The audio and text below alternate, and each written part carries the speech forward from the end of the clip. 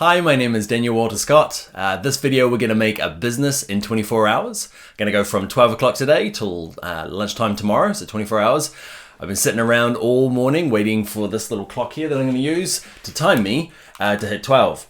You'll notice, whether it zooms in or not, okay, that it is no longer 12. It is now 5 past. So I messed up my first take pretty badly, so I'm shooting this again. Hopefully this one sticks though. All right, let's go off and build our business. All right, what am I doing? I'm not sure. I'm building a business. We're going to be building a business for a building contractor. Now, why are we building it for a building contractor? Now, it's because there's plenty of resources out there for starting an online store and shop. I just feel like the types of people that I tend to teach in my class, small businesses and generally a bit more localized than trying to kind of start the next Facebook. They're trying to build their husband's trade shop, or just kind of like more local stuff. So I guess that's what I wanted to do. The other reason was I checked to have a look, doing the research for this and to decide what topic to do, is I had a look at things like Forbes and a bunch of entrepreneur magazines for this year, 2016, what is, in terms of small businesses, what's getting started the most, because that will help, this video get traffic, people looking for that type of thing. But also I wanted to find out what was the most profitable, and turns out it's kind of a mixture of trade, plumbers, roofers, builders, and then kind of more machinery merchants kind of selling heavy equipment, to that industry. So that's the small businesses where they're profitable and there's lots of people out there. So that's why I picked the building industry. And so what I'm going to do is I've got a really rough plan on how this is going to go in the next 24 hours, but this is the first time I've made a video like this. I've started a bunch of businesses before, and I've helped friends start businesses, and as a teacher I've taught many people how to start their own businesses, but I've never done it in 24 hours. So I'm sure this plan's all going to go to the toilet once I get started, but we'll jump up there on the table and draft it out to see what we're going to do, because there's a couple of things we're going to have to do straight away, because we've only got 24 hours. I'm going to try and squeeze it all in, so there's a few things we're going to have to get going and buy and get commissioned to get made really quickly, so that it's ready before the end of the 24 hours. Now, what else? So I'm going to quickly talk a little rant about who, why, when this thing is all about, and then I'll move into kind of the core of the training.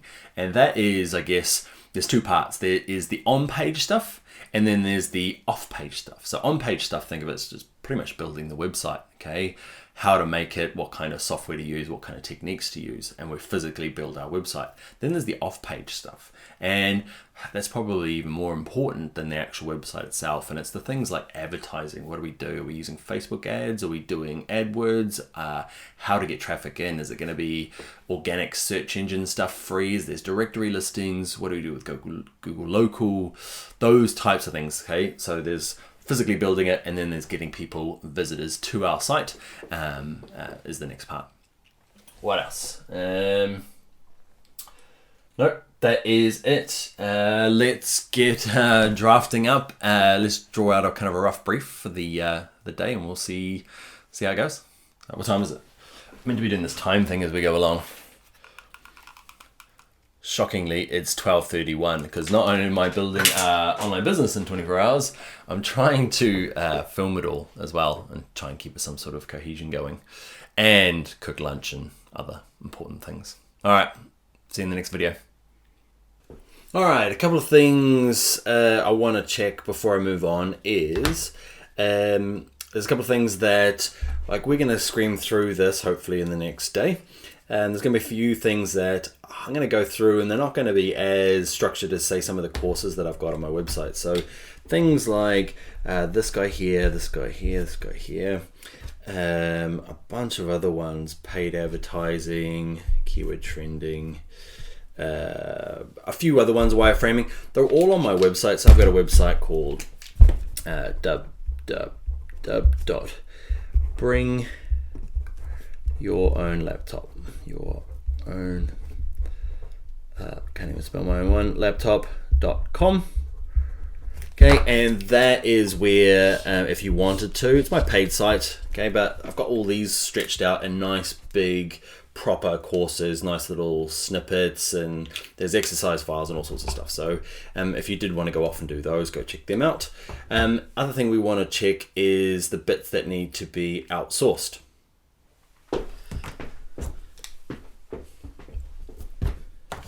Okay, so the things that need to be like action straight away, so that, because we're going to outsource them, right? I'm going to get, in this case, the logo outsourced. Okay, we'll do all this. I want to get the promo video. There's a voiceover that I want to get done. I don't want my beautiful voice doing it. So I'm going to get that outsourced, and everything else we're probably gonna do ourselves. We'll have a look at a few other things, but copywriting, okay, I'm terrible at it. So we're gonna get some copywriting outsourced, some logos done, and the voiceover for our promo video. So we need to get that off so they can get back to us within 24 hours and somehow turn that into a video and have our logo up on our site and copywriting ready to go. All right, now it is actually time for lunchtime.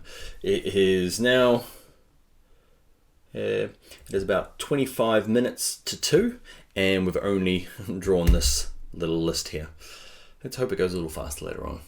Fingers crossed. Okay, so I've had my lunch. It is now roughly about 25 past 2, and I forgot to do the budget before we left. So let's look at the budget. Now, budget, you can do lots of stuff for free, and you might find things in here that you don't want to spend your money on. There'd be lots of things on here you want to spend more on. So there's some things we can do ourselves. We're bringing our own laptop, right? So that's what we're going to do first. That's going to save us lots of money, and we're going to start doing some things ourselves. So things are going to cost free. Copywriting is going to cost us. How much? Oh, I don't know. Copywriting online. Let's give that a budget of $100. We'll talk about US dollars here. Okay. Colors are going to be free. Logo. I could do the logo ourselves, but that's a tough one, and not a lot of people have the skills to go off and do branding. So I'm going to outsource it, and I'm going to spend $50. Okay, now that's the kind of thing where you want to spend more. I'm going to keep it short and cheap here because my business is a bit of a throwaway business here, but you might want to spend a bit more on getting a logo designed, or a lot more, potentially. Wireframing, domain name and hosting. Now, we'll have to double check, but it's probably going to get us up to about $140 US. Okay, that'll get us domain name and hosting, and that'll be per year. Design. So these two, Photoshop and Dreamweaver, these are products made by Adobe. Now, Adobe have a couple of different ways of buying. Well, actually, there's only one new way now, and you pay per month. Okay, and I just had a look there, and it is, to get both of these together, you need to buy the whole set, and it is something like $69 US per month. Okay, and that's if you pay all year. If you want to pay, say you just want to build this, doing just for 24 hours. First of all, if you want to do 24 hours, there's a 30-day free trial. Okay, so you can do it, follow along with my courses, go to bringyourownlaptop.com, do the 30-day free, and then it is free. But you're going to want to do updates, and they do a per product. So say you just want to do updates with Dreamweaver, it's a lot cheaper just to do Dreamweaver by itself. Otherwise, you can do it per month, and it's nearly $100 per month if you want to pay for it and just have all the Adobe suite. The other nice thing about it is that say you decide to pay for it for the month, or you already have it, it's going to cover our video as well. Okay, it's going to use something called After Effects and Premiere. After Effects we'll use to build our little promo video, and that'll be part of that cost.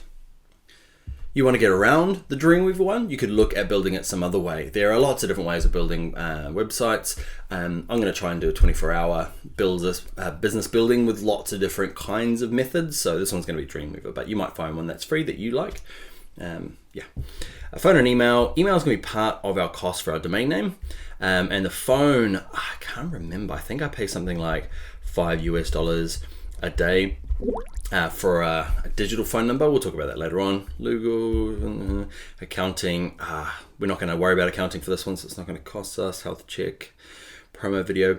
Now I'm going to get part of the promo video made, and that's going to be the voiceover, and I'm going to try and get it done for $5. Okay, there is a website we're going to look at that does voiceovers. It's going to be a short one, and we're going to try and get that done really quickly. So we might actually, $5 normally gets us a bit of, if you want to speed it up, you pay them more.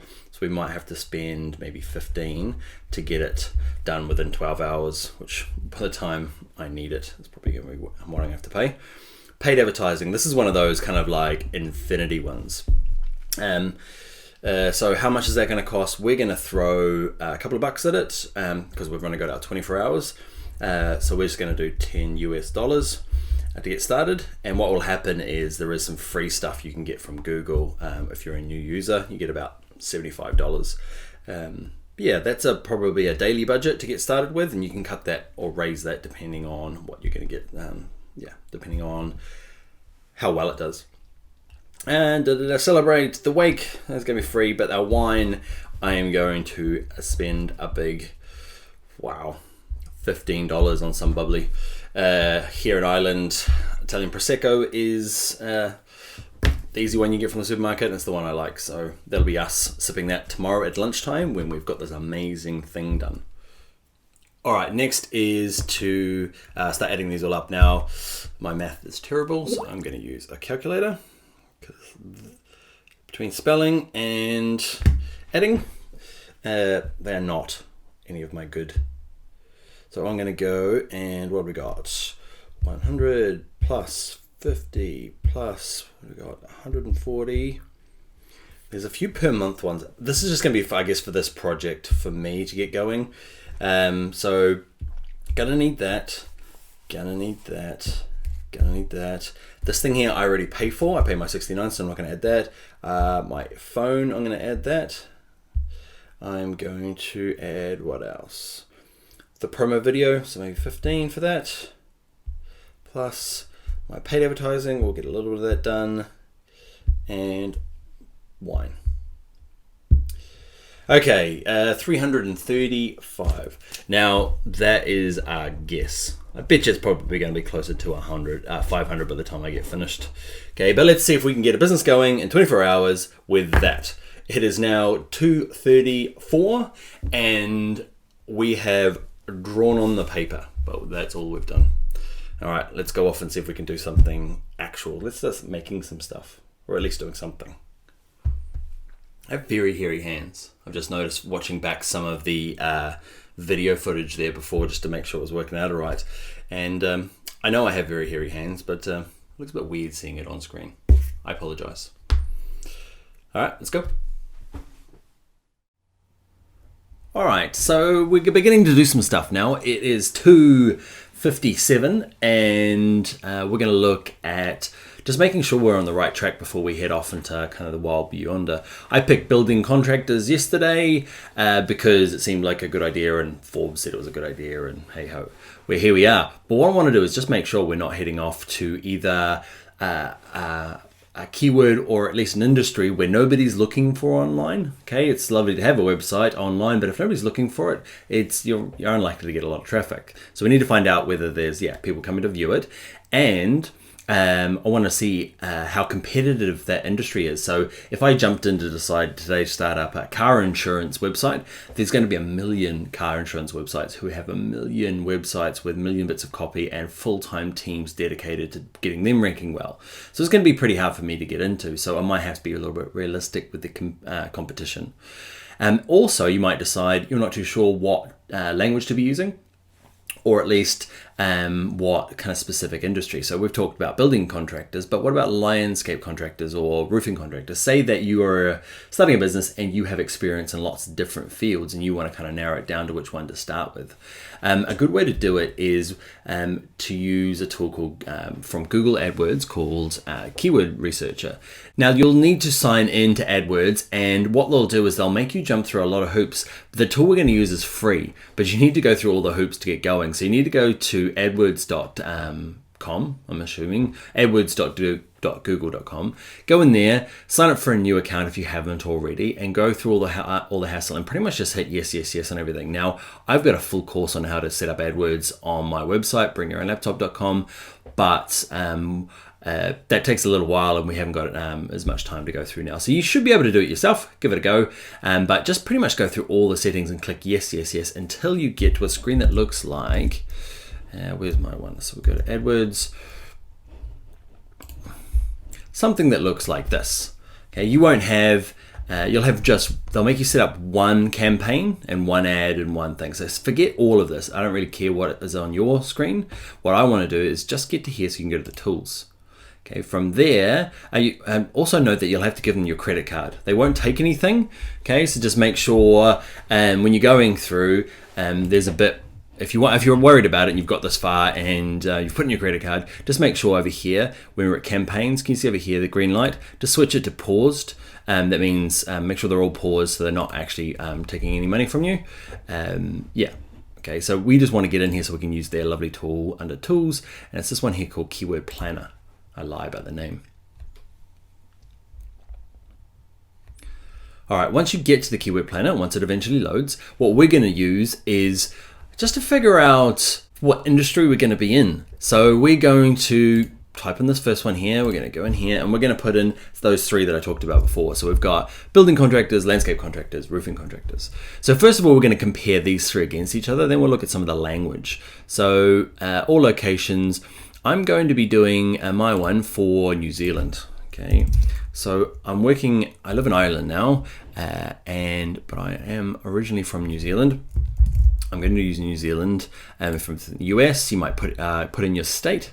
Okay, you can even put your hometown, but you're going to be like us in New Zealand, where there's not very much going on in New Zealand in terms of numbers. So you might have to reach out to your state rather than the whole US just to narrow it down. But if you live in the middle of nowhere like I do, you might have to go a bit broader, like the whole country. So I'm going to click save, and then I'm going to click get ideas. Once that loads up, we're going to switch over from group ideas, which is not particularly useful for what we want. We're going to click on this one that says keyword ideas. And what this is going to do is just tell us how many people are searching for our term. Can you see roofing contractors, building contractors, and landscape contractors per month? Roofing contractors have 70 people per month searching, which is not a lot, okay, for the whole country of New Zealand, but these are kind of typical for smaller places. So, and versus 20 and 20 for landscape and building contractors. So you can start to see here, like maybe if I start another building contractor and it's quite competitive already, I'm going to be fighting it out for those 20 people looking for building contractors. Whereas I could be playing in this game, say you're just as happy to start a business as a roofing contractor. I know it's a whole different skill in terms of this, but I'm more of a for instance, okay? 70 people are looking for this. Now, in terms of competition, this is high, medium. It's mainly based on who's paying for the ads. It's going to cost you that much to get an ad through Google AdWords, whereas it's a lot lower for these other two. Great, so it's time to work out the competitiveness. So I've got these three terms that I want to check. I want to see how hard it is going to be for my website to participate in the Google search rankings, and that will just give me an indication of how competitive it is to start an online business in these three different areas. So roofing contractors, what I'm going to do is I'm going to go to Google. I'm going to go to google.co.nz.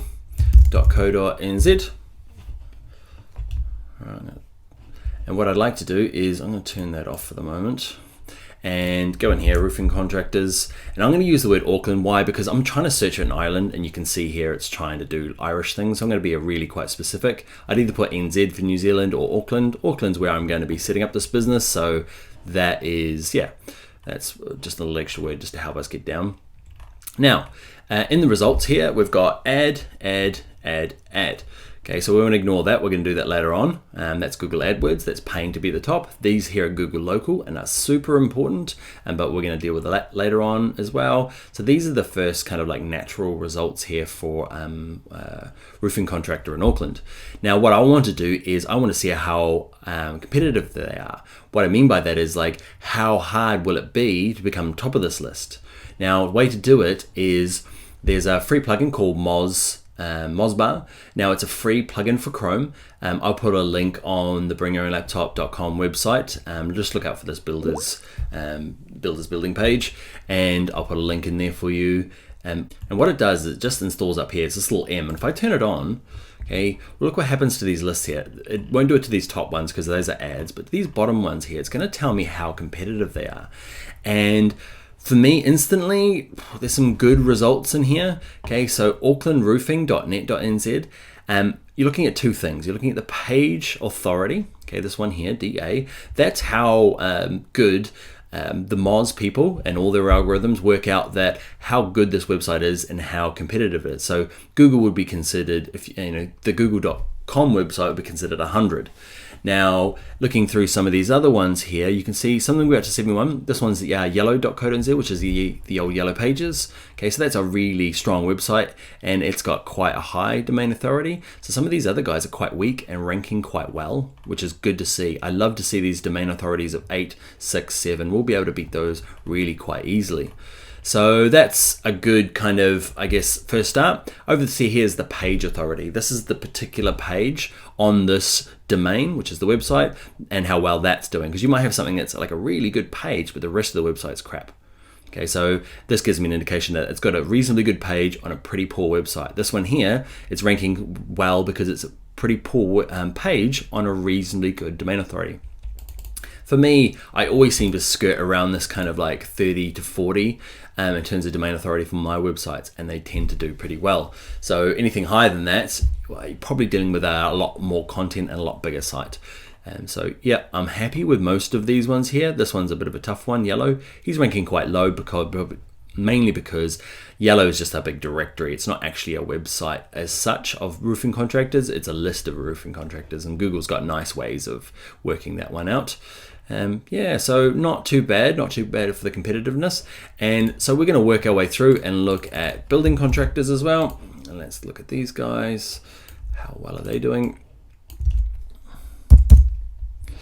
Great. And let's go down to our search results. So this one here, is it not loading? Or it's so bad? It's right at the top. I think that's a bug. Okay, let's refresh the page. There we go. Okay, so this one here is doing really well, and it's got a good domain name but a poor page authority. This one here, Yellow, I'm happy with this one being beaten because I know that's a directory site. So this one here is really good. Okay, A1 Builders, really low domain authority. So I'm really happy with this one as well. Like this one here, I love. Okay, domain authority of 1 and 1. So it must be.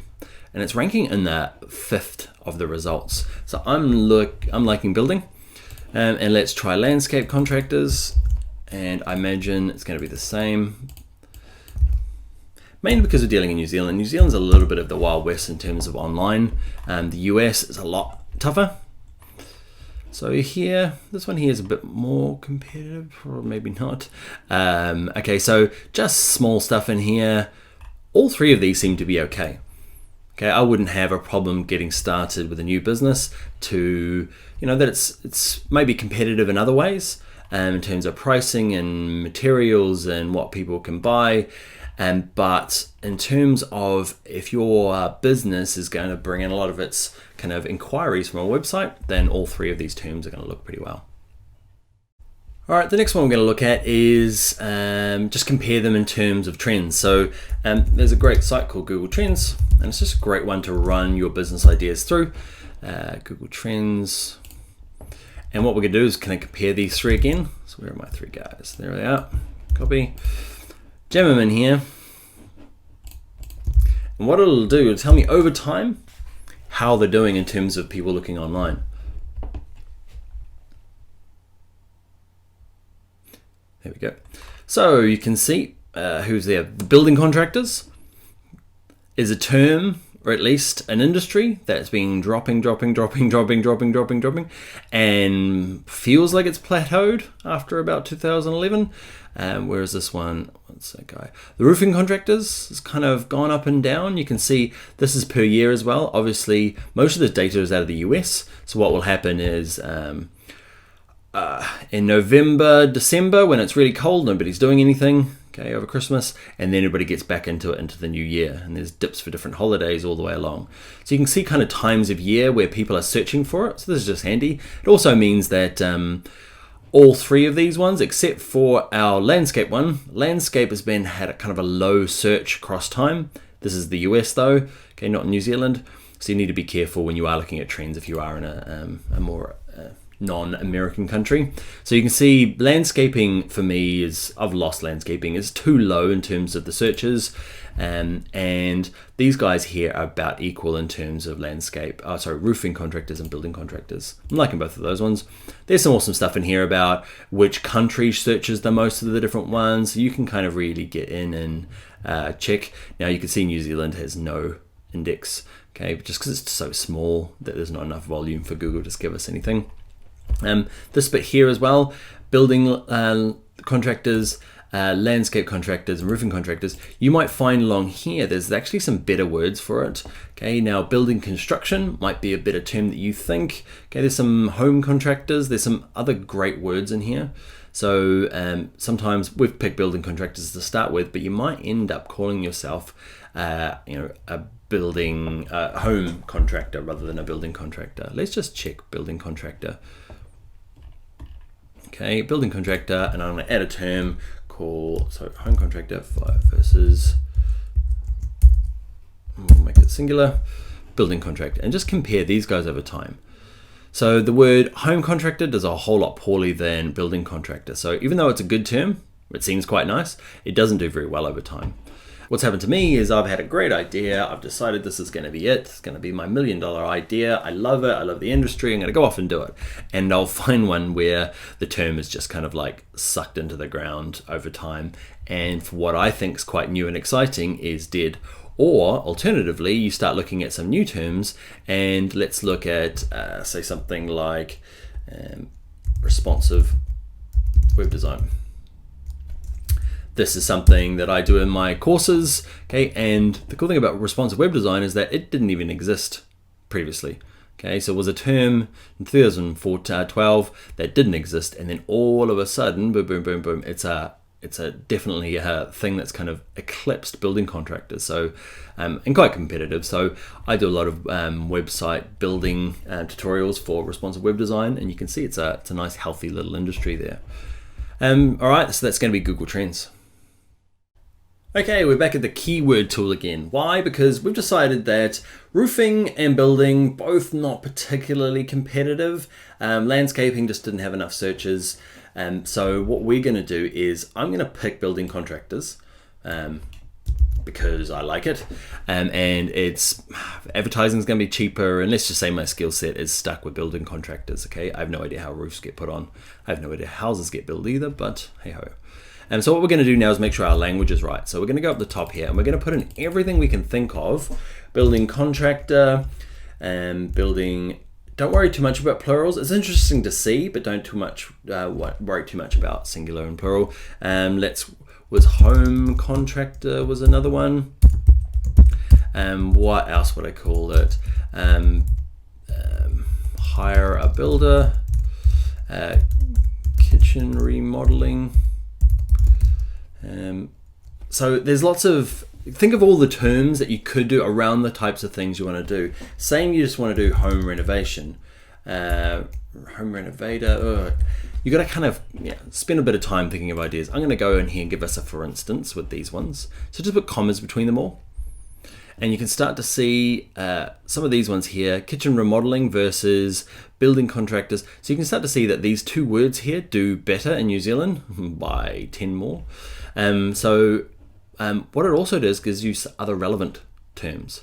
So kitchen design, kitchen cabinets. Can you see how many people in New Zealand are searching for this rather than kitchen remodeling? The only problem with that is that these people here are probably searching for they're not looking for a commercial person to help. So you might find one that's a better term and gets a lot more monthly searches, but you might also find that you're getting a whole lot of people coming to your site that don't want what you're selling. Okay, so just be careful. Kitchen designs, plural. What was the difference between those two? We've got contractor and contractors. Those are the 220. Okay, plural, singular, doesn't matter. Is there anything else in here? Kitchen remodel, general contractor, quite low, kitchen designs.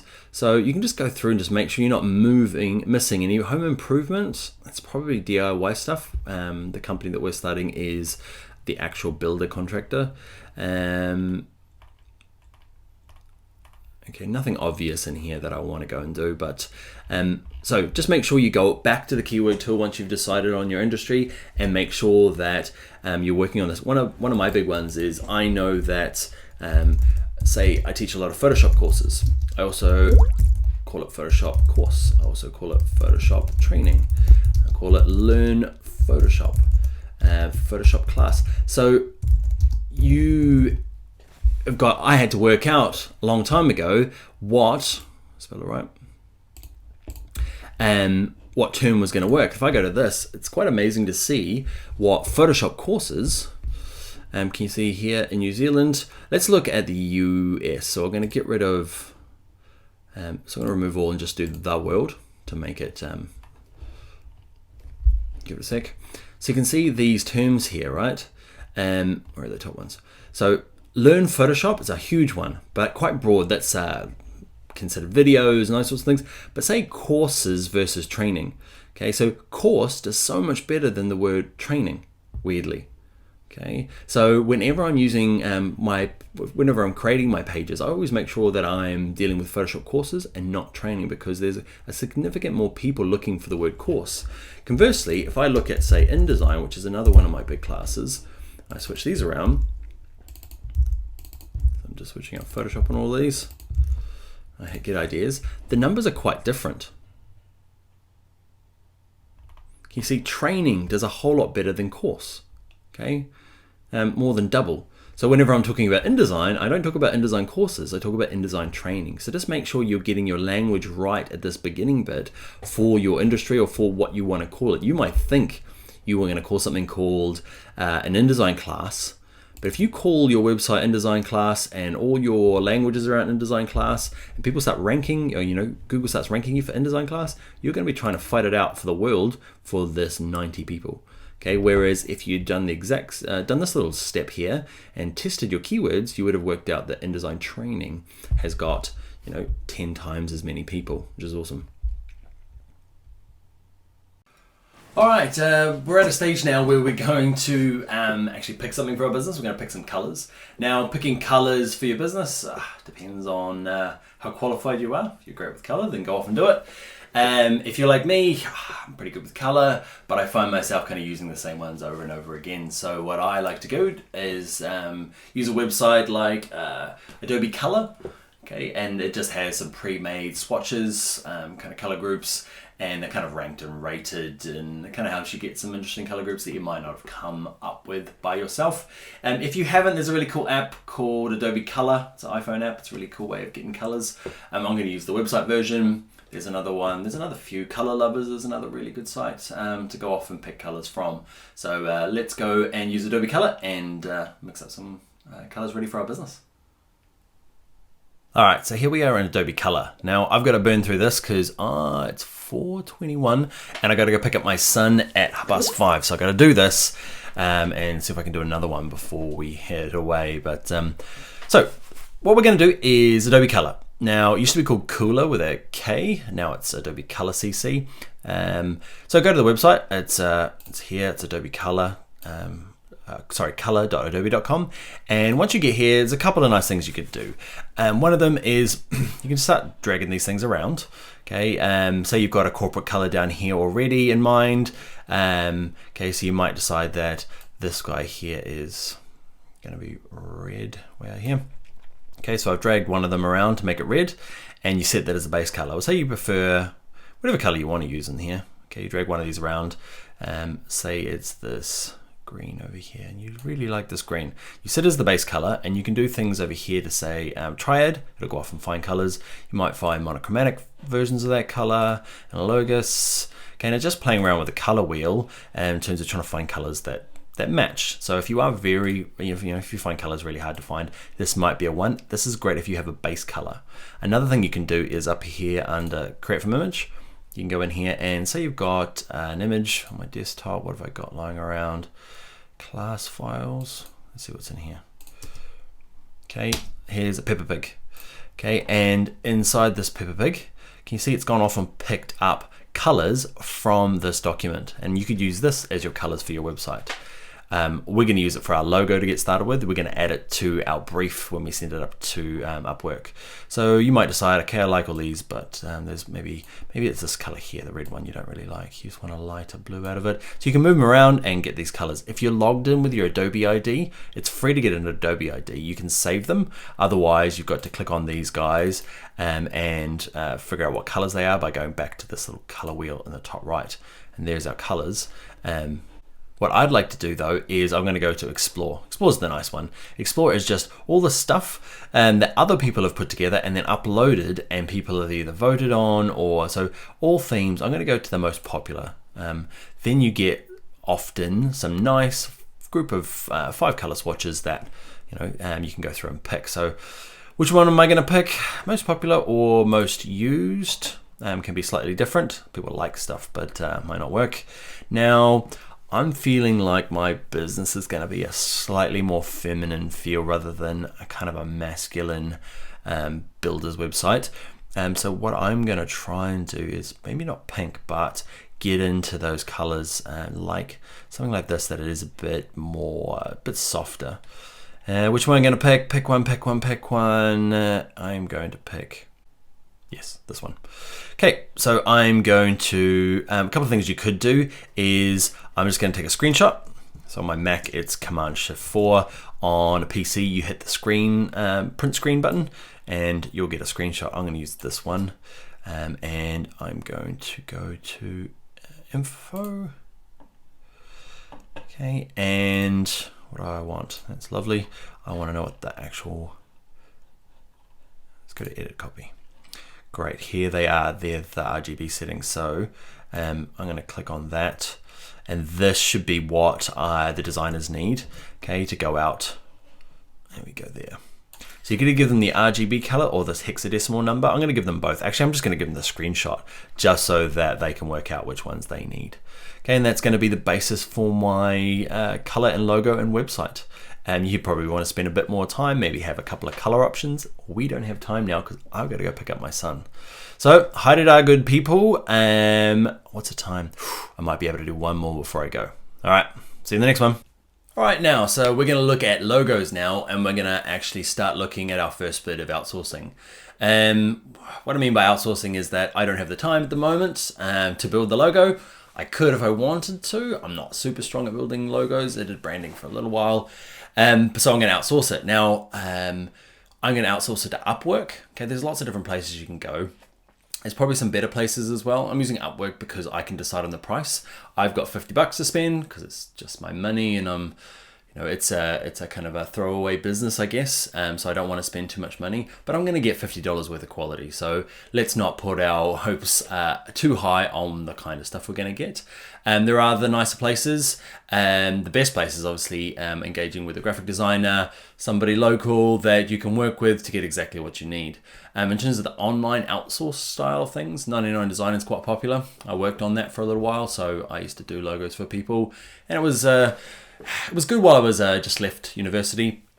I got my portfolio to kind of have a few extra projects in it, but it's a little hard to live off it. And they've got a minimum price there of about $300. That's why I couldn't use it in this job, but I probably would have if I had. I've also got a turnaround of 6 hours, and Upwork is pretty good for that, for kind of a quick turnaround. So yeah, we're going to post a job right now on Upwork. The time is 4:55. I've got to go pick up my son in 10 minutes. I've got to leave here in 10 minutes from kindergarten. So I'm going to write a really rushed job post brief. I will make sure that I'll take a screenshot of it when I do it so that you can see it, just what I posted, and then I'll keep you up to date over the 24 hours on whether we get somebody. I told them it needs to be done in 6 hours so I can have a look at it before I go to bed tonight. So it's nearly 5 o'clock. So hopefully get it by 11 tonight with maybe a round of amends from them. I don't know. We'll see how it goes. All right, let's go get a design made and then go pick up my son. All right, it is 5 o'clock and I've just posted my Upwork one. my Upwork job. Now what happens is, so I've just logged in with my Upwork. You'll have to sign up. So yeah, I've posted it, and what happens when you first post it, right, is you get a bunch of people that are recommended from Upwork, and you can go off and just start picking them and ask them if they want to get involved. What I'm hoping for is I get some applicants, because I've got a really fast time frame, 6 hours, and I've got a really crappy budget. So I'm not too sure who's going to apply if I get any applications. If I don't, I'm going to build it myself. And yeah, hey, I'll do it myself, but we'll just see. It's interesting to see what's going to come back here. So under applicants, got nothing yet. I'm going to see where's my jobs, just so you can see what I've written to try and speed things up.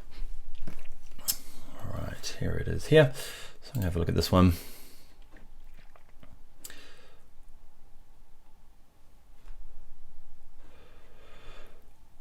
Okay, I've had 2 applicants so far. Zaya. Okay, and there's 2 of them in there. Okay, what I wanted to do is actually look at what I said for the job, view posting, that's what I want. Okay, basically, if you want to pause it and read it, you can do that. But essentially it just says I've got a fictional company, I need it in 6 hours. I've got the name of the business. Now I came up with the business in those few seconds there as well. It's called Good with 3 O's. Yep. So I've called it Good Building, or Good Building Contractors. I like the logo, just have Good Building in it. I said it's a feminine business, and New Zealand, my bird in New Zealand is the fantail. Okay, have a Google if you're not from New Zealand. It's a beautiful little native bird. I want to use that as part of the logo, just to give some boundaries to this job, rather than people going off and designing all sorts of things. We don't have time for that. I've attached my color schemes that we picked earlier on in the video. What else did I say? Yeah, I just told them that I would like one final and one round of amends potentially. So make sure you explain you just don't want one hit logo. You want to see a couple of options and then pick from that. You might be a little bit more broader and set milestones. Milestones are really useful. Like I did, I'm getting some translation done at the moment into Arabic, and I want to make sure that I have no way of checking myself. I don't speak Arabic to understand whether they've done it right or not. So the job's costing me $150 to get a few videos made, or at least captions made. And I was able to put a $30 milestone there so that I can get the first one done for that milestone and then send it off to people that can speak. I use Fiverr because I didn't actually know anybody that could help me that spoke Arabic when I'm sitting here in Ireland. So I used Fiverr, which is an option we'll look at later on, and I got some translators there to translate them and just check that it was going okay, and it was. So I can release that milestone now, and the guy helping me with that can then go off and do all the videos. All right, I also attached a bunch of options in terms of I've got a book sitting next to me here for logo designs. I use it for when I'm working, just for inspiration. And what I've been able to do is, I'll show you. I've got some options I took with my phone. That's upside down, I realize. Just of this book, just in the kind of zone that I was thinking about, just so there's some boundaries. Like, it's not very helpful for them, probably. I know if somebody gave me this, I'd be pretty annoyed. But time and money are at a premium, so I'm giving some really strict kind of, well, not strict, but I'm just trying to tighten it in so that I'm not going to get logos that aren't way off from where I'm at. And it's a fictional company, so I'm not going to be particularly picky with this person. All right, so that's what I did. I sent them that, plus the screenshots of the colors. And what I'll do is I'll go pick up my son. When I get back, I will see if there's anybody. I might give it an hour, so I might give it to 6 o'clock, depending on, I'll have to go make dinner for everybody. So yeah, it's going to get a bit of grey here. So by the time I do my next video, I have no idea. It's 5 now. I'll come back. And yeah, we'll just see when the next video gets made, and we'll see how many applicants we get. All right, see ya in a little while. Ha-da-da. And Oshing, isn't it? Hey, that's not today. I can't see Daddy. I can't see Daddy. Can you see me? Oh. See me? I don't. Are we best friends again? Yeah. What are we? Superheroes! Superheroes! And did Daddy pick you up on time? Yeah! He did. Is he building a business called Good Builder? No. Oh. Yes, I am. Yes, you're not. Yes, you're not. You got me there. Should we get home? Yeah. Yeah. And should I plonk you in front of the TV so Daddy can go off and shoot some more video? Is that a good idea? Yeah. Okay. Done. All right. I'm gonna do it. All right, I'm back. It is now 8:50. Okay, in the evening, and my night didn't go to plan. Picked up Oshin and then made dinner and put him in the bath, and that wasn't on the cards for tonight. So I'm a little bit behind, but that's okay. I reckon we can catch back up. What has happened is that I've had about 30 applicants for that job, for the logo design. And to be honest, that's such good quality that I got through about the first 5 and then just picked one because I wanted to get going. And I wanted to quickly show you the person we picked. Yeah, so we'll jump across here. So what we've got here is, yeah, we've got Alexandra. She's from Serbia and her time frame works with mine. I had another guy in there that I quite liked, but he was in India, and it's like, and it was like, it was 1:30 in the morning, and I just know I'm not going to get much out of him, so unfortunately. Yeah, check out her portfolio she sent through. Okay, just some like pretty amazing stuff. Okay, she's reasonably young, in her late 20s. Some really competent design work for somebody so young. Anyway, yeah, so she's gonna, so what happens with Upwork is that you offer her the job she wants, she applies, you offer the work. I've set a milestone of $25, so I feel so stingy, but hey ho, it's working for me. At $25, and I've said that's a milestone of initial concepts, and I'm looking for those in the next couple of hours. She knows the deadline is 11 o'clock tonight. She's happy, she's agreed to that as well. So yeah, we've agreed the terms. I've set a milestone. She's agreed to that milestone. She said she's starting work now, so hopefully somewhere in Serbia. Yeah, she's working along. She's got the same time zone as me. And yeah, we should have some concepts. Should be fun getting some concepts along and reviewing them together, and then we'll pick one and add it to our website when it's ready. What else do we need to do? Let me check. The other cool thing about Upwork is that there's an app. So actually, while I was up bathing Oshin, I got a message through from her, and she said she'd accepted the offer, and I okayed it, and I was all very happy on the nice little easy app. What else? Next thing I need to do is get the copywriting going. I'll do the same thing probably with Upwork, unless I find something else we can experiment with, but probably Upwork, to get some copywriting going, and then we'll get the voiceover on Upwork done as well, so that other people are working while we then move on to other things. We need the features list and the design getting started. Yeah, and I need a coffee. It's getting late and it's really hot in here with all the lights. All right, let's push on. All right, I'm back. So what's happened since last time? Nothing really. I'm going to look for a copywriter. So I was looking around at a few different places. I'm going to use Fiverr for this one to show you how Fiverr works. So Fiverr is the bare minimum for anybody is $5, but you can add lots of add-ons, and we're going to have to do a bit of that because what we're trying to do is we need to do it fast, and we need a few extra words than you need. So Fiverr's awesome. I've used it loads for things. I use it for checking subtitling. So subtitling actually is quite expensive to get done. But to get it proofread or just checked by somebody that speaks the language is quite easy through Fiverr. Okay, they'll go through and just make sure it makes sense and add any comments, and I can send those back to the subtitler, and they can tell me whether that makes sense, and it's just a better way of double checking. I've done lots of kind of voiceover stuff through here. I've done some birthday messages through this. I've done lots of stuff. So what we're going to do is here we're going to do copywriting. Great. And Fiverr's been redesigned lately, and it's really good. There are a few spammy things in here, but most of it's pretty well done. So you can see over here in the categories, I've got business copywriting. And great, so that's the one I'm going to use. And I like to do things like it needs to be delivered in the next 24 hours. Actually, it needs to be closer. What is it? 9:43. So it needs to be done a lot quicker than that. So I'm going to hopefully talk this person that I choose into it.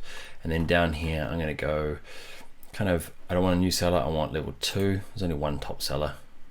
I want more level 2. So, and then, yeah, what languages they speak. Over here, you can see if you hover above them, they get little reviews. So that's what you want.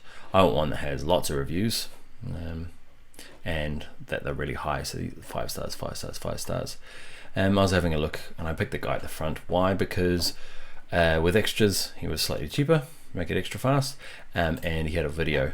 It's it's kind of dumb, but it's kind of good. Like it's real cheesy, but it works. And he's got really good feedback, and you can go through and right at the bottom here, it's what I go to first and just check that are people saying yes, he's great, and look, this is today, 1 day ago, like he's active dude. So all right, so I'm gonna try and contact him now and see whether he's willing to do it for the rate, for the amount of words. Like the extras, can you see down here, I need extra fast, so I've had to, my $5 is now going up to 25.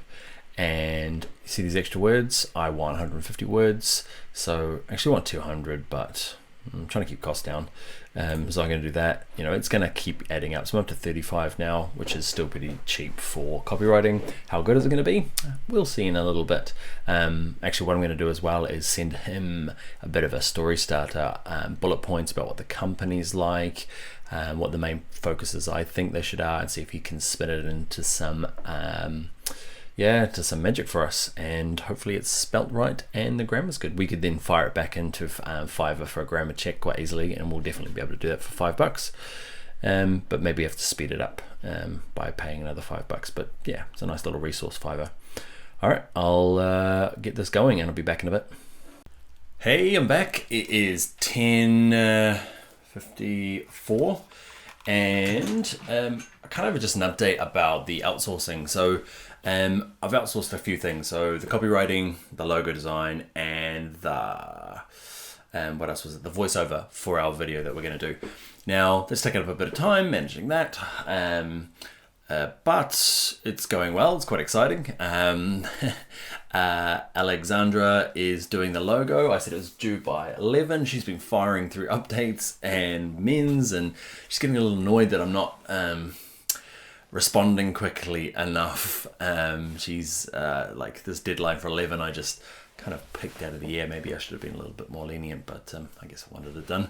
But anyway, and Midgie is doing the what is he doing? He's doing the copywriting. We're just still negotiating at the moment, but he's probably going to do it tonight for me. And that's what was it? It's a 5. That's from Fiverr. Okay, so it was $5, but it's gone up to $25 or $20, so that I can get it done super quick. Otherwise, it would be $5. So that's quite cool. And what I've done is I've kind of spent some time in between the last video there, just kind of drafting up kind of where I want it to sit in terms of the language, and send it off to him so that he can sort it out and get it beat into some sort of order. I've asked him for some strap lines as well, like taglines that I could use for the website. What else? The voiceover. So that's quite fun. So you go to Fiverr and you have a look at voiceovers and you get to listen to the accent you want. I couldn't find a Kiwi accent from New Zealand, but I used an English accent, somebody with a kind of a, wow, it was as close as I could get to kind of like a middle of the road English accent, not too strong. But she said the same thing. It was $5, but it's been bumped up to 30 to get it done super quick tonight. So she's going to voice it for me tonight and send it to me. So she's on UK time. She's the same time as me, so it's 11 o'clock at night. But so that's where we're at. So I've got Midgie just to kind of sort out and make sure that payment goes through. I've got to deal with Alexandra now. I'm sure she's getting all violent at me in Upwork, making sure my job gets done. She seems pretty not angry, but she's very excited to get this thing done on time. So can't blame her there. And what else? I'm kind of really quiet tonight because it is quite late and the family's asleep. My wife is upstairs and Oshin's upstairs. Luckily, I'm not under anyone, but I have a really deep voice, so I tend to try and keep it down a little bit tonight. What else? So yeah, once the outsourcing's taking forever. Next step is I need to start building a kind of a feature list for the website, and I'll do that after I deal with the branding there, and then I will start kind of wireframing the site up and then start building it hopefully tonight before I go to bed. All right, let's get on to the next chunk. All right, so in this video, we're going to look at building our feature list for our website. So I assume I'll be doing this probably before dinner some stage. Now it is 11:17 at night. Good news is updates on our outsourcing. The voiceover is being done. It's awesome. I want to play it to you, but we'll do that when we start building our actual voiceover, I guess. Sounds great. And the logo design is a bit of toing and froing and just tidying up some last little bits with Alexandra, and it's going well, looks awesome. And the copywriter will have it back to me in an hour, so that'll be just after midnight for the copy for the website. So I thought that would be a bit of a touch and go, getting it whether it was going to be ready at all for our 24 hours, but yeah, looks like it might be with us all tonight, and I can charge on tonight and get it going. What we're doing now is the feature list, right? So what I do with a feature list is typically what I'll do is go off, hit Google and just type in building contractor, open up loads of sites and go through and have a look to see what I do like, what I don't like, and build a feature list of stuff that I'd like on my website. Okay, from there we go through and decide what can be done in this 24 hours and what can be done later. We generally call that kind of phase 1 and phase 2. So phase 1 is the stuff that's capable of doing in 24 hours, and phase 2 is going to be stuff we might want in the long term. And you can do that even with a longer project. Okay, just phase 1 and phase 2 things. So you're not kind of biting off more than you can chew for your first website, if it is your first. So I've typed in building consultants here, and it's come up with a bunch of stuff in Ireland. That's fine. I'm going to switch it around to a few different places. And what I like to do is if you hold down the command key on a Mac or the control key on a PC when you click these, watch this, if I click this, actually while we're here, we'll flip over and we'll see, here we go, we're getting there. I like it. Oh, cool. All right, almost there. Didn't quite understand me. So I'm going to jump in there, pause this guy, and be back in 1 second while I sort this out. And then, because I want her to be able to go to bed as well. Let's pause. All right, where were we? Back here. Awesome. So yeah, I hold down the command key on my Mac or control key on a PC and just open a bunch of these. Why? Just because they open up in separate tabs. So the building consultancy, you. So it's opening up a bunch of them. I might go and try somewhere else. So building consultants Auckland, just to see what my kinsmen are doing. All the laptop's getting stressed out by doing all the screen caption, video recording, mic recording at the same time. So you Auckland, great. So I'm going to go down here and open up a few of these. Okay, and then literally I just work my way through, have a look. What do I like? Do I like these big sliders here? These buttons, news, careers, find an expert I quite like. We've got this kind of like Jumbotron big feature thing here. Down here. Do I like these little pop-ups? I don't like the quality of these, they're a bit low quality. They've got a Twitter feed. And the cool thing about Twitter feeds is that obviously you can quite often see whether people are actually doing anything. But this one's really updated. 19th of April, 22nd, all sorts of stuff. So I like that. I like that part of it. So I'm just going to slowly work my way through now to all these different consultants. See, what do I like? Do I like that sliding in? Do I not? Do I have the ability to go and do it now? Okay. what can I do, what can't I do. So yeah, all right, leave that with me, and I'll be back in a little bit with my little feature list. Oh yeah, before I go, it is 11:22, so we're speeding things up now. All right, so it is, what is it now? 11:53 at night, and doing well, kind of. We have got the outsourcing nearly all done, so we've got the voiceover in, and that's great. I've checked that. Got the logo done, and we got through all the different files that we need, and that's great. And we've got the first draft through from the copywriter just for the homepage copy, and it's really great. There's just one little change I want to get them to make, and that should be through, I imagine, pretty fast the next few minutes. So yeah, that's great news. I'm running on a good bit of coffee at the moment, so I'm a little bit fast with my dialogue. I'll try and slow down. What else? Now I'm going to work on my feet. So I've been building in between that video clip there and the last one. I went through a bunch of websites and wrote out my feature list of things that I'd like on the site that I want to work into the design. So yeah, let's go off and start putting that together now. I'm going to have to rearrange the room to get that camera to turn upside down and face my paper again. Fun. All right, see you in a sec. All right, so I thought while I'd set this up, we'd go back and look at the brief. It is now what? About 18 minutes past.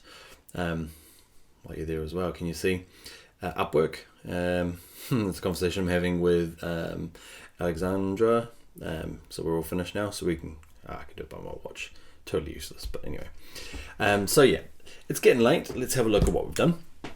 And the who, what, when, I kind of just fudged that into the beginning there. We didn't kind of separate that out. Budget, we're doing all right. We haven't really gone over too much so far.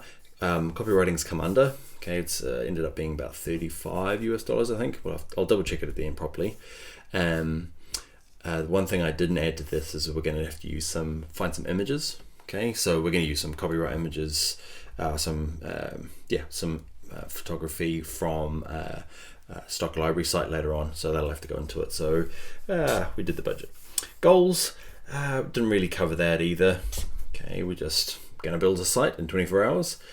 Keyword and trending, we did that quickly. Remember, if you want to do it properly, you can go check out my website. Competitor research, we did, yes. Features list, I've built. Yep, so I did the features list. I've written that out. We're going to go through it in a second and stick it into our wireframing.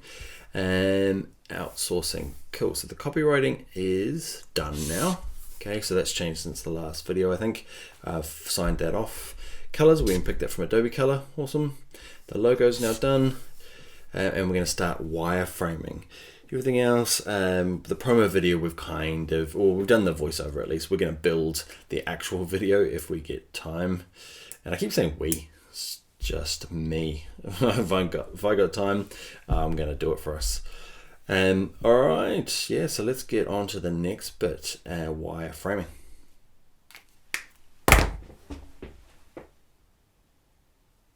All right, welcome to the wireframing video. Now we're gonna do wireframing just by hand. Often when I've got a bit more time, I'll use a product like Adobe Experience Designer. That's a course that I've got on my website if you want to go and do that. Otherwise, we're just going to do plain old wireframing with boxes and just kind of plan out our website. So first of all, I'm going to go through the features list that I put. There's kind of two parts to it generally. There's what I want to go in the navigation. So I want to have, so let's just title this up. This one's going to take a while again, so you might want to speed this up to double speed again, chipmunk style. With the in YouTube you can change the play speed. So let's do this one, and the name of our website is, I'm not sure if I've mentioned this before, the Good with 3 Ds Builder.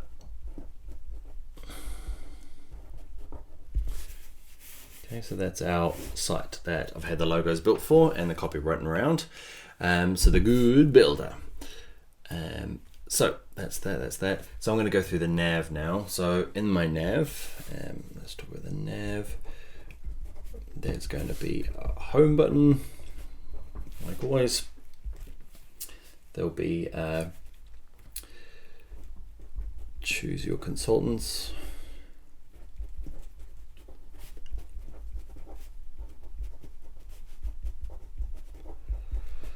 Okay, what else? Choose your consultants. We're going to have a resources option, and that's going to be lots of our stuff, like kind of like a blog. It's going to be lots of stuff in there that helps us get good content on the site in terms of how to help, what to look for when you are picking a contractor, all those types of things. So resources, we're going to have another one that's going to be Pinterest ideas.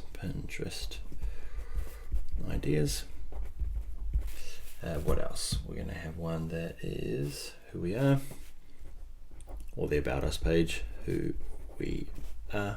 I like that language better. And contact details. Okay, I'm going to stop writing all in caps, otherwise I'm going to be here forever. And what else? So those are the kind of like the navigation, and then we're going to have the stuff on the page. The stuff.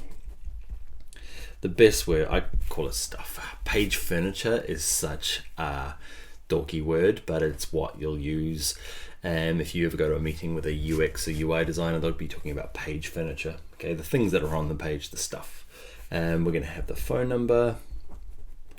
What else are we going to have? We're going to have the associations. So there is a bunch of like building associations that we could join, and I want to join all those if this business is going ahead to add credibility to the business. Okay, so we get to kind of share in their branding, and what's the term for it called? It's called I can't remember. If I remember it, I'll chuck it in a little pop-up box here. So we've got what are they called? Associations. We're going to have a hero image. So hero image, sometimes just a big slabby thing in the middle there. Sometimes called the Jumbotron. Then we're going to have the copy. Okay, and the copy is going to have a couple of parts. It's going to have a headline. It's going to have, what else is there? What are I going to write? So he's written a headline, a subhead. What else has he got in there? There's a subhead. There is, there's body copy. And then there's call to action. Okay, and that's all done with, what's his name? Midgie. Okay, so he's done that. What else we're going to have on there? There'll be a video. Okay, what else is going to be? We're going to have an our clients list. Okay, it's another thing that I can't remember the name here. Borrowed credibility, that's the thing that I wanted. Okay, so the associations and the clients that we've used before, or that have used us, sorry, we're going to add them in their logos to our site to kind of borrow their credibility. Okay, so our clients, what else are we going to do? We're going to have a Pinterest stream.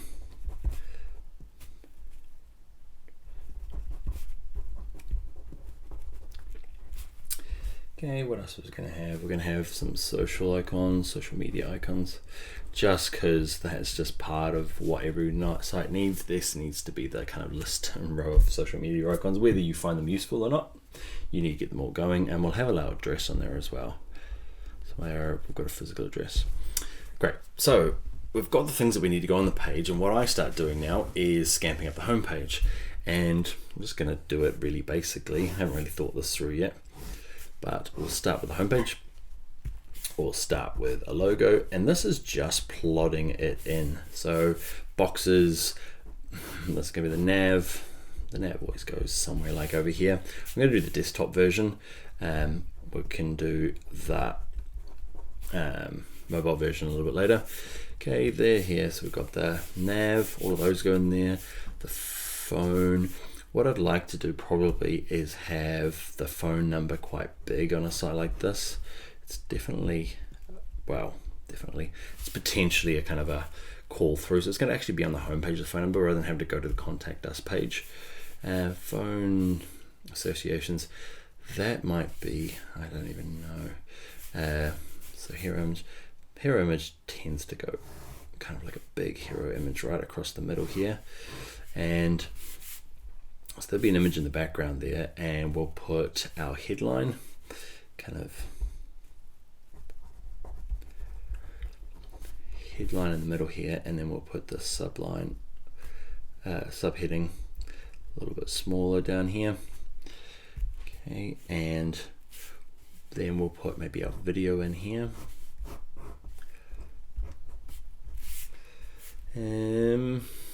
And so what we might do is associations.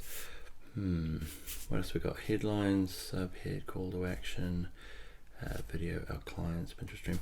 So what we might do is our clients here.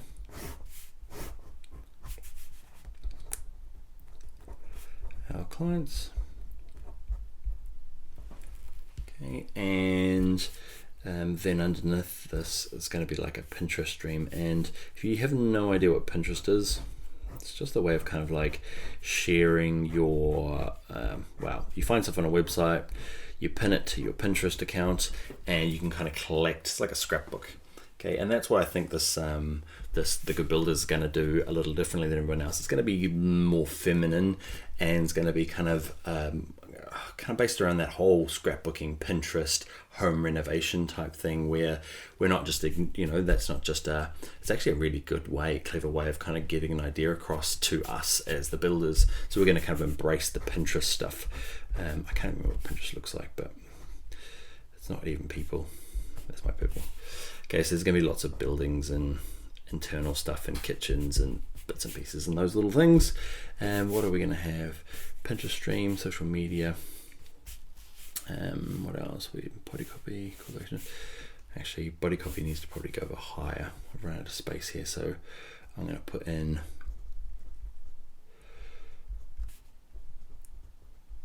body copy, and then a call to action. I'm not really happy with that one yet. Luckily, we get to draw these. We get to draw lots of these things. I might have social media buttons down here. The little social icons, like the Facebook, Twitter, Pinterest things. Our clients' videos. That's kind of mainly it. So that's kind of option one. The good thing about option one, it's never going to be right, because there's things like here, the body copy is just not where I need it to be. So I'm going to do, that could be my version 1.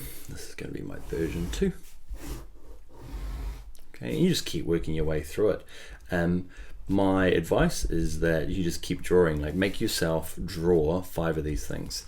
Now, I know number 3 is probably going to be the best, normally always is, but you need to kind of get these ones out of the system and then the ones afterwards as well, just to know that you've definitely gone as far as you think you should to get the kind of layout that you want. And the other thing to do is, say you have no idea where these things go. I'm kind of guessing based on experience of building loads of sites. What you can do is you can go off and Google, what I find is really good is something like Template Monster, or any sort of template website, where you can go through and just see, like, you don't want to copy their designs, but you just want to see the different ways somebody's, like the designers there, have had to go through and redesign, very similar websites with all different kind of like icons and logos and structure, to try and sell different kinds of templates. So go and see what they do. So I like the idea of the logo and the nav. Nobody does a left nav anymore. Okay, it's just not done. It'll come back in fashion, probably, maybe. Used to do that one and that one, so we're not going to do that in this case. I like the idea of the phone number. Maybe we'll try one that is this thing here. I didn't do the address, so we might do the address down here. It's not as important as I thought it might be. I like the idea of the headline and the, actually, no, what we'll do is we'll do headline here. Headline with subhead. Okay, and then we'll do body.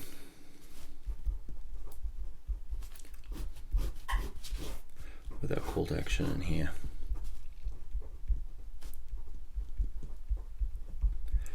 Okay, and then we're going to do a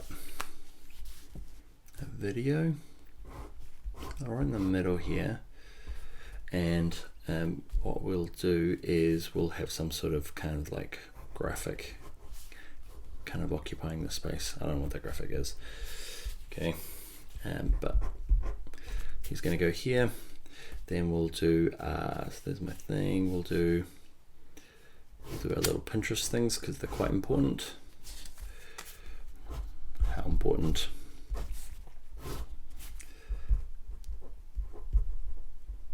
Pinterest. Okay, we'll do our clients.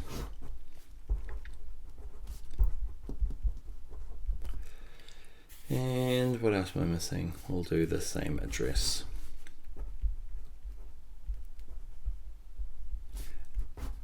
And social. Man, bad speller. All right, so that's going to be that one. And now this is where I go off and have a look at another couple of sites there, and yeah, come up with some other options. And what I might do is just speed this next bit up. Yeah, just so run out of things to talk about. It's just kind of stepping and repeating and kind of finding some new bits for this to do. All right, so let's go for the speedy bit.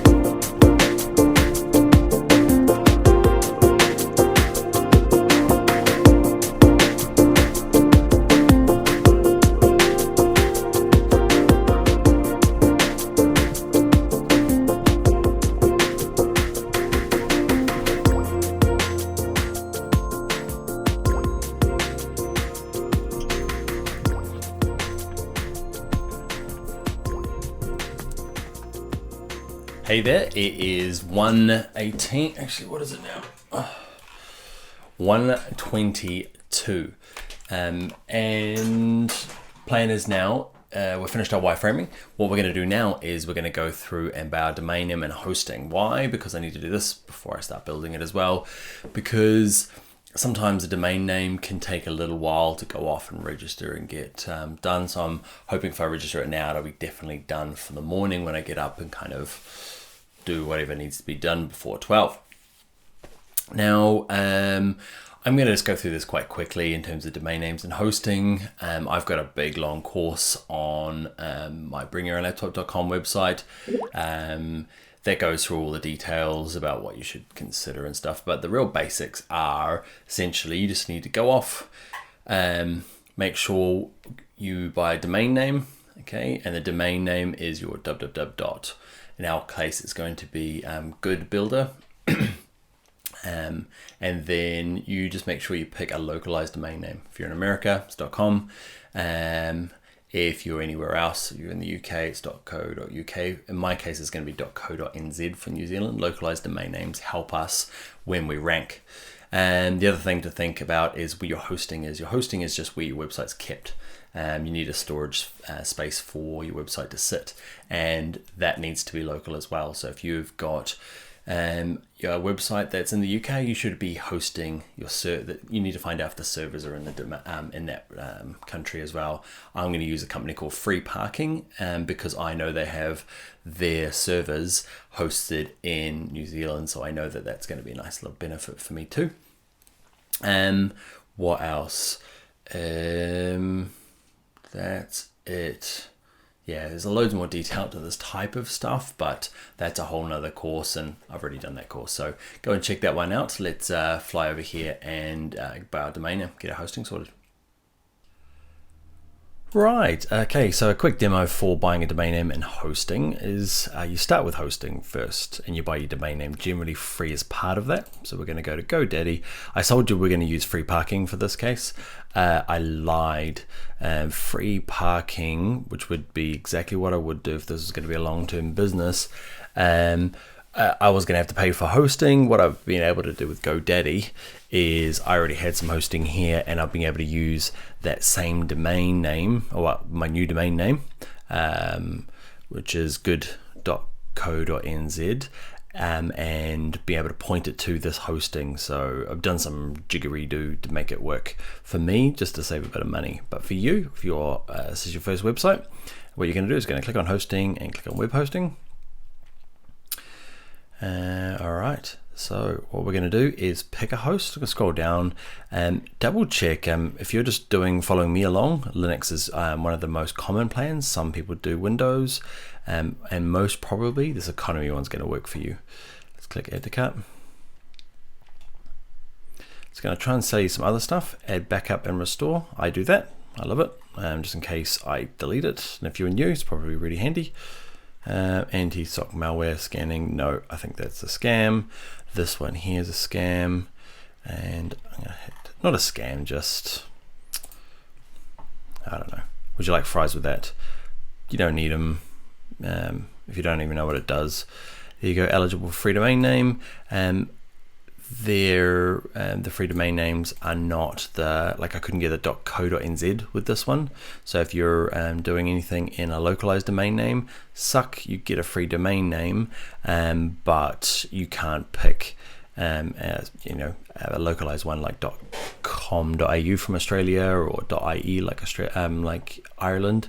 Yeah, so you're gonna have to go through and get your free domain name, but can't be exactly what you want. I'm going to click I want my free domain name. Okay, term. I'm going to bump that way down to 12 months so I can save a bit of money, save 28%. You might decide whatever you want. If it's a business you're unsure about and you've got no cash, start with 1 month and keep paying that every month. I'm going to go for 12 months. And free domain name, yes, I understand. What does it say? You, yep. Cool, I'm going to leave that. So that's per year. Great. Do not get this. And then proceed to checkout. Okay, and we'll go through setting up the FTP and things for this a little later when we get into Dreamweaver. But you proceed to checkout. You'll have a domain name and potentially hosting. And yeah, you go through and you do your PayPal-y goodness. So make sure you go through and pay and place your order. Okay, and what will happen is you'll get emailed out the details that you'll need for when we start building our Dreamweaver site. And they're called FTP details. Okay, and we'll need that for our website.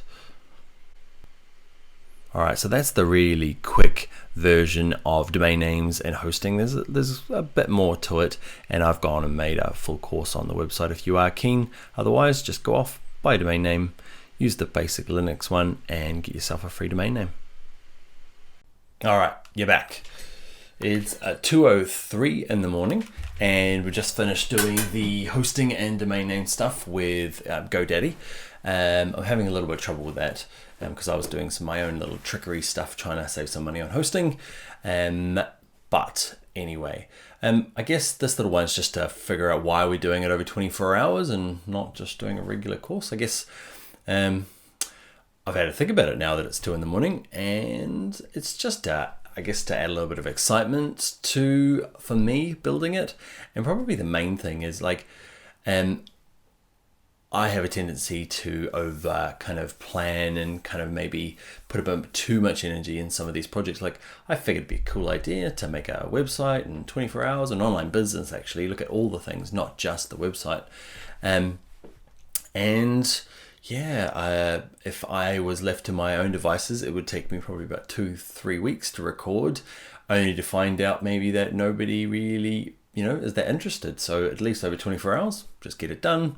Might not be as polished as I'd hoped or want, But yeah, I can just get it out, get it onto YouTube and just see how well it does. You'll be able to see. I'm not sure which corner it's in, but it's one of these corners. There is views. If you're one of the first 10, suck. If it's been out for a couple of months, nobody was really that interested, and that I'm totally fine with, because I only spent this like shorter time on it. I also had dreams of it being like the 24-hour, like 24, like the TV show. There'd be like the clock ticking over, and then the things up in all the corners. Yeah, but it hasn't been as exciting as that. I kind of like it though. All right. Next thing we're going to do is we're actually on to some bits where I've got the wireframe done, and I'm going to actually start building some stuff in Photoshop now. Now this next bit in Photoshop, I'm going to get started. We'll whiz through it because if I had to turn it into a course while I was kind of doing it now, my other course is it's about 3 hours long, so I'd never get any sleep. So I've turned that into a proper course, which you can go check out on my website. Do you feel like I'm trying to plug my website lots? I kind of am. Yeah, maybe a bit too much. All right. So yeah, we're going to get started, build our first mock-up in Photoshop. Let's go do that now. All right, so I'm in Photoshop now. I'm going to start designing up my wireframe. Now, I'm not going to narrate the whole way through this. I'm going to probably speed it up quite a bit. If you do want to kind of go through how to do a thing in Photoshop step by step, check out bringourlaptop.com. There'll be a link on there for, how to build it in there. All right, so let's get started. I've got this wireframe here. Not sure if you can see it on my webcam thing there. That's the one I'm going to mock up. And yeah, I'm going to get started.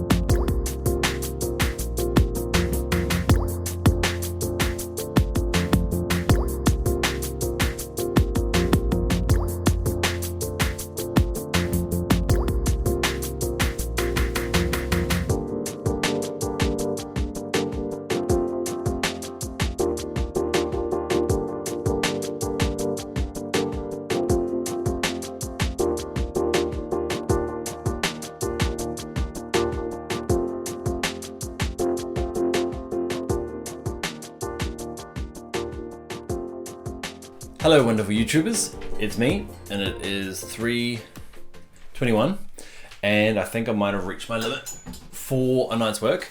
Been up since 6:30, so the time the alarm got up, and yeah, it's almost 24 hours I've been awake.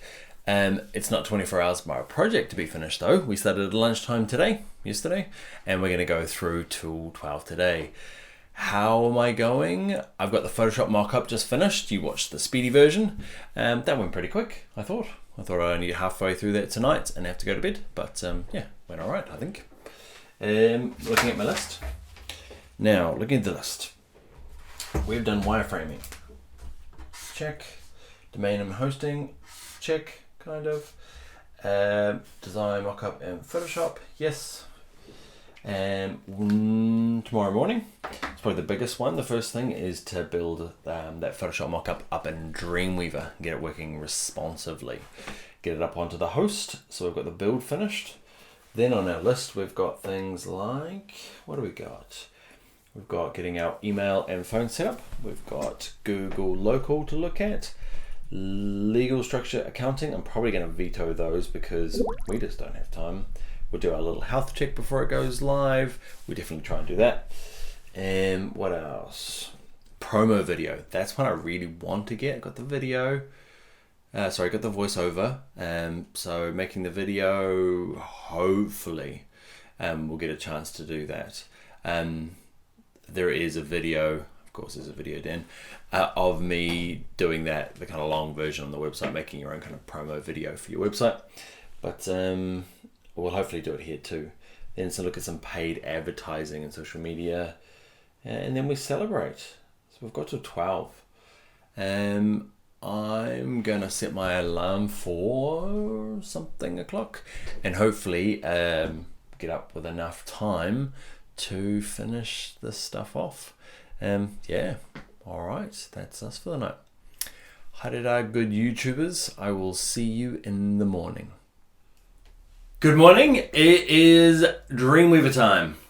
Actually, no, it's 8:42 time. I am up, ready to go. Last night we got finished with the Photoshop mock-up. Now we are going to have a coffee and get started with Dreamweaver. Now, yeah, this is the build time, so I quite like this time. It normally takes a whole lot longer. I thought I'm going to give it today, but hey ho, we've got to try and get everything done in the next 3 hours. Just so you know what Dreamweaver is, there's lots of ways to build a site. Essentially, it's built on code. My courses are always built for more visual people, okay, right brain people. So what we do is we need help. Okay, so we're going to, just so you know, Dreamweaver kind of sits in the middle here. There is on this side, super easy, WYSIWYG, don't touch the code, but quite limited. There's things like Weebly or Wix or Adobe's Muse, okay, and they are totally drag and drop, make a website. Now, the only trouble with those is it's kind of a toy. You wouldn't be considered a web designer. You kind of are, but you are kind of limited to what the product can do. If you want to change the navigation doesn't operate the way you'd like it. Okay, out of say something like Muse, you're kind of limited to whatever Muse does is what you get. Over here on the other side, you've got kind of full code-based sites like ways of building. So things like Komodo, or things like probably Sublime 3 is probably the most popular at the moment, or Note Plus. Note++. There's a bunch of different ways of using code editors, okay, and they are full code. You open up the code editor and that's all you see, and you hum away at the code and test and test and test. And if you love working that way, then go off and do that one. But my kind of, my training, I guess, my background is graphic design, so I need to stay in the, in the space that kind of overlaps a bit of both of those. So Dreamweaver does that. It is part Adobe Muse and part Sublime in the middle, quite visual, but allows me to get in the code and edit things. Like always, there's a full course on my site and that goes through it, and that one's quite a nice, good, healthy one, and with lots of different more details. I'm going to kind of fly through to try and get everything done. All right, a bit more coffee. I felt better last night at 4 than I do this morning after a bit of sleep at 8:30. Come on, brain, I hope it switch on. We've got some problem solving to do with Dreamweaver. All right, let's fire up Dreamweaver. All right, so I've opened up Dreamweaver, and the first thing we need to do is we're going to get our site going. So we're going to go File, Site, New Site. All right, so what's next? We're going to give this a name. So this one's going to be The Good Builder. And local site, this is where we keep our website on our hard drive. So I'm going to put mine on my desktop. Okay, I'm going to make a new folder, call it Good Builder, and click Choose. Last thing we do before we go off and start building the site is under Advanced Settings, there's one called Default Images folder. Click on that one, and we're going to make a new folder in here and call it Images. Click Create, click Choose. Okay, so that's pretty much it to get started. We're going to have to add our FTP details. I'm having a little problem with that, so I'm going to build the site and then try and get it online afterwards. Hit save. Nothing really happens other than over here under Files, you might be on CSS Designer, under Files, you can see that, I just got the folder that's on my desktop with an empty images folder in it. So first thing we need to build is our homepage. So we're going to go to File, we're going to go to New, and we're going to use Bootstrap in this case. We're going to create a new one, and that's going to be us to get started. We're going to click Create.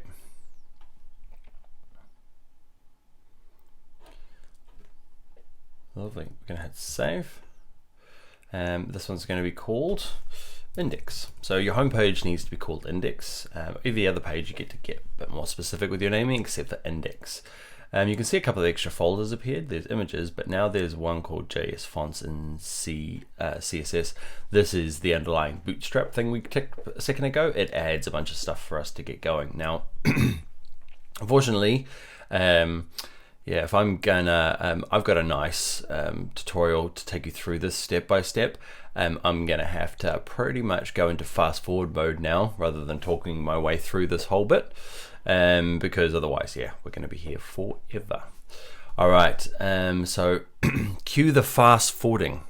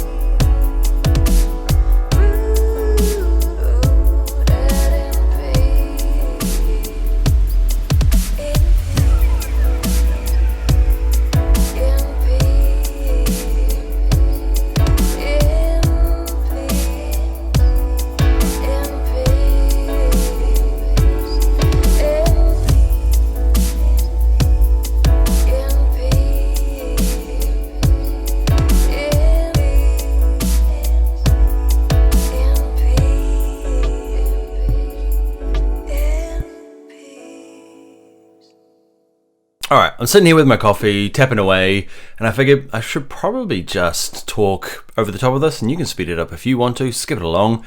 But I've done quite a bit of it, which sucks. But there's a bit more to go, so I'm going to kind of narrate as I go along. Yeah, we'll see how I go. All right, so next thing is the body. So it looks like it's in here. This is my text. Let's copy it and paste it in here. Okay, where is it? I like to be in the split view so I can see a bit of the code, because sometimes it's easier just to paste in the code than it is up here. So I'm going to find this thing here, my body one. Okay, it's my column for this left-hand side here, and I'm going to delete that body one, and I'm going to insert a paragraph text. Paragraph just means the body copy. So inside here, I'm going to paste this. And actually, sometimes it's easier to paste in here, and sometimes it's easier up here. I'm going to go to live view just so I can see a bit more. Go into here and put my returns back in. Where was it? So there was paste purchase board. So double click, it goes kind of orange around the outside. I can put a return in. I can delete that bit. Where else? I've got this other ... This is my copywriting from my lovely man, Mika. No, what was his name? Midgie, that was it. Great. Cool.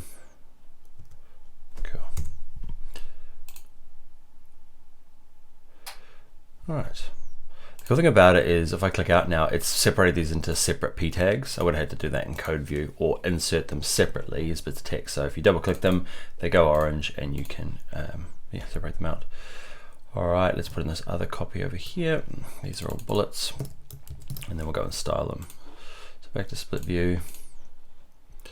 Get rid of you, my friend. Insert paragraph. Lovely. Replace it with that. And then in here, make it orange. Back to live view. I'm working on a laptop, so it's a little bit hard to see. Get rid of these fake bullet points. I put these bullet points in here. There's little fake ones in Photoshop. Photoshop doesn't have a good bullet pointing system, so just kind of fake it. So I'm just getting rid of the fake bullet points and then hitting a return on my keyboard. All right. So those are all bullet points. To change them into bullet points, we're going to select them and we are going to hit this button here. You are now a bullet point. Actually, no, he's changed from a p tag. I shouldn't have bothered using the p tag. It's switched into something called UL unordered list. I'm going to have to do that for all of them. And actually what I should do is grab you. That's how I put a return in. That's better. That's how I should have been doing it. Okay, so I'm going to grab all of you. Return. You can see it puts a new bullet point in. I don't want a UL for every. You have one UL, which is the kind of parent, and then you have these things called. Oh, there you go. I'll show you in a sec. Can you see there's list items? The UL is the whole thing, and the LI is all the little bullet points, separate bullet points. So what are we up to? Choose your favorite consultants. There we go. Grab you.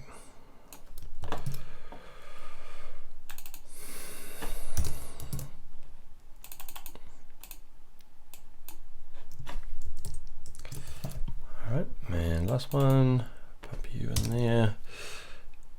Lovely. Okay, these p tags on the bottom we don't need now. You go. Go. Yep. Go. Yep. I'm just clicking them once and then hitting delete on my keyboard. Just get rid of them. All right, there's my bullets. So I need to kind of change the fonts. So what I'm going to do is to change all of the fonts once. Instead of having to go through and style all these, I'm going to go into my main.css and I'm going to style the body tag. Okay, so right at the top here, there's this thing called the body, and that's pretty much the whole part of your site. So that's everything that's in your site. So I'm going to call this one, I'm I kind of switch between doing it in code view and then doing it back over here in the CSS designer. So I'm going to save all, file, save all. I use that as a little shortcut on my keyboard. So yeah, my body tag, I'm going to go to font, and I'm going to go font family, and there's one in there going to be, actually it's not in that list there. All right, where did I put it? It was down here. Who's using it? Antonio. Why didn't I see it? You, who's using? Ah, this one here. So I'm going to grab you. Font, wait, yep. Great. So I'm going to say you are these. And it just means everything on this document is going to start life as this one here, metrophobic. Why is it metrophobic? What was I getting? It was meant to be in Google Fonts. Google Fonts, and it was meant to be Source Sans. Source Sans. That's it. And it was meant to be, so let's use this one.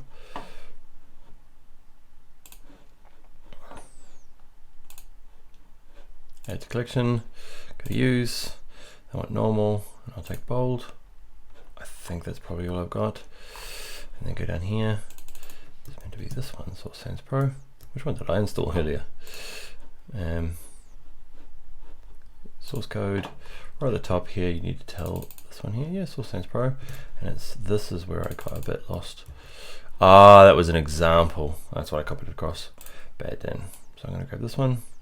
Actually, I'll grab that whole thing and replace it with my main CSS, which is my styling. I want to get rid of you. Line everything back up. And where are you? Down here. Alright, so now it should be looking a little bit more. Back out to my preview version. Where is he there? Refreshing it. Okay, so it's the right font now. I need to do a couple of things like push it from the top. So there's a few different ways of doing this. The way I'm going to do it is I'm going to, there's nothing unique about this one. I'm going to add a class to this container. How big is that container? The container just goes around there. I'm going to add it to this row here. Okay, so I'm going to add a class to this row that's going to be called body padding 1. I'm going to put it in my screen, click enter. So I'm bringing a new class. Great, and this class is going to do what? It's going to have some padding or a margin. Ooh, there it is. Body padding 1. Okay, it's going to have a margin on the top of 50. Let's just see what that does. There it does, push from the top. Does it look like my example? Yeah, that'll do. And it'll have the same from the bottom. Let's do 50. Change that later on. Save all, using a shortcut for save all. Go to my browser, check this version, refresh it, and yeah, it's sticking down. In terms of the font size, what I might do is change this one here. So I'm using the body padding. I shouldn't probably do it, but I'm just going to use that one because it's wrapping this all up to change the font size of everything inside of it. We use pixels when using Bootstrap, and we're going to bump it up to 13. 13 is the default. 16. What have I got in here? I got 30, so I need half that because I did a responsive version of this. So 15. Let's do 15. Lovely. I need some bold. There's a couple of ways of doing bold. I'm just going to select it all, and there's one in here called strong. I potentially should go make another class for wrapping around that one, but it works, right? Making it bold that way. Okay, that'll do. Save all. So that's going to be my body. Checking Photoshop, it's pretty much there. Now I'm going to do this box. So there's a container in here that I've already set. There's my call to action. So he's inside a container there. No, he's not. He's inside a row. I like to add a class to this row to call this one call to action box. Very long class, I know. I like to give myself really good details. Okay, so I've got a class around it. Doesn't where is it? Where's my row? No, there it is there. Call to action box. So what I'm going to do now is find my call to action box over here. The main CSS call to action box. I'm going to do a couple of things. I'm going to give it a background color of this color. I'm using the eyedropper tool here. Click on red. I should know what this is by now. Copy that hexadecimal number. Go in here and I say you're going to have a background color of, don't forget the hash, of that. Cool, and I'm going to give it some padding by going to the top list, go to padding, and this one's going to be 20, too big probably. So let's have a look. No, that's going to be right, actually probably a little bit more. Do 30 and 30. Right, and some from the side there, let's do 20, let's do 18 even. And on this, so inside here we're going to have our call to action. I'm going to grab the text from here. Yep, grab all view, copy. Go to split view. Actually, yeah, split view. I'm going to paste all that in there. Oh.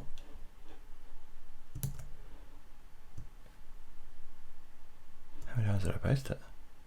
Or am I missing some stuff? I did. When I was designing in Photoshop, I kind of just hacked off a big chunk of the text. Is that what I've done? No. How did I get so much extra text in there then? Okay, I just pasted it twice. Awesome. Alright, I haven't put this around. It should be like a P tag. Okay, so if you do that, I pasted it in without it being in, and go back to source code. Highlight you, my friend. I'm going to select this whole thing and say make you insert P tag, and it should wrap it up around the outside. See, P tag, just to indicate to Google that it's a P tag. Right, so in this call to action box, I want a background graphic, so I'm going to use this thing here. So where are you? There you are. I'm going to right click it and go export as. Actually quicker, actually just see what's come out. PNG hopefully. Come on. Coffee. Alright, let's put the full color in there, and I don't want the color, so what I'm gonna do is let's just do that for now, just to save some time. This one's going to be, what is this? Call to action background. Oh, background. That's okay.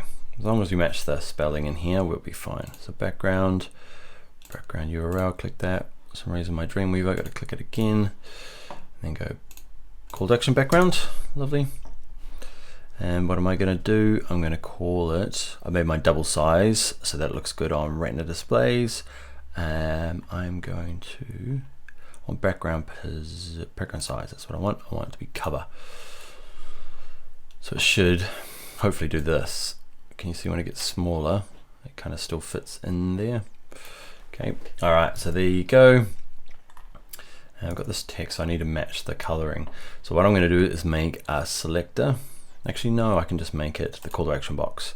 I'm going to say the font that's in here is going to be my Antonio Bold. It's going to be white, and it's going to have the drop shadow of what I did before. Actually, and let's look at the size. So about 36, because I can't do maths. 36 divided by 2 is 18. Go into here, font size. You, my friend, we have to use pixels because we're using Bootstrap. I hit paste, and it doesn't paste it over here. For some reason it pasted it into my class. Bad Dreamweaver. Hit refresh. Oh, it's still pretty broken, is it? No, it's there. Why can't I see it now? I'm gonna undo one more time. There it is. Who knows why? Edit undo. All right. So where's my class? It should be right down the. It should be in my main CSS, right down the bottom here. Call to action box, and I want the font size. Don't paste it. That doesn't work. Don't use points either. What was my calculation? 18. Gotta use pixels when you're online. Oh shit, I still can't remember. I'm a bit foggy. 18 pixels. Should start doing it. I'm gonna grab the drop shadow off one of the other fonts. So it was this one here that we've used. And I'm gonna stick it down the bottom here. There he is there. Delete it so it all looks nice. I might have to make this one a little bit bigger. Yeah, let's just the bottom one. That's the side one. I want so 1. I want the drop down underneath it to be 2. There you go, just a bit stronger. And the line spacing I want to play around with. So call to action box type. I want the line height, and we're going to use pixels, and we'll use. Actually, what do you use? What is line height normally? Line height is line height 1.2. I think it's using eames, is it? Eam 1.2.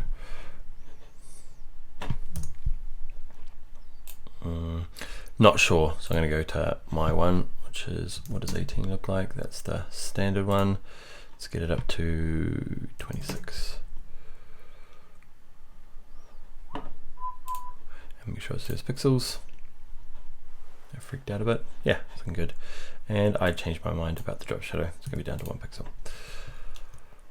All right, so what is it doing? It is breaking across a couple of weird things. So I'm going to hit return in there.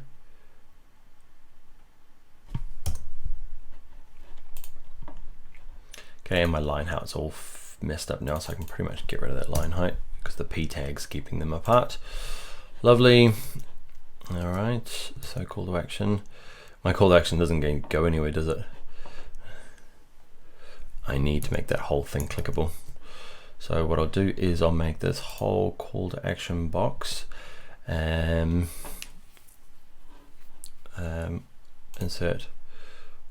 HTML hyperlink. That's what I want.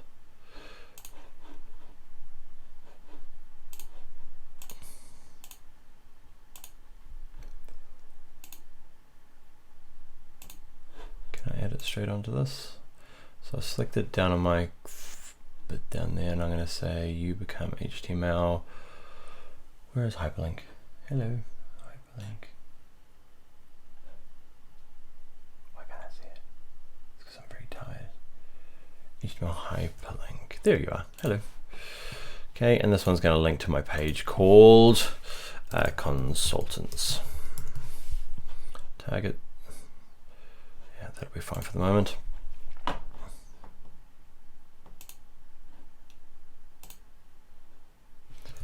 I'm going to save it.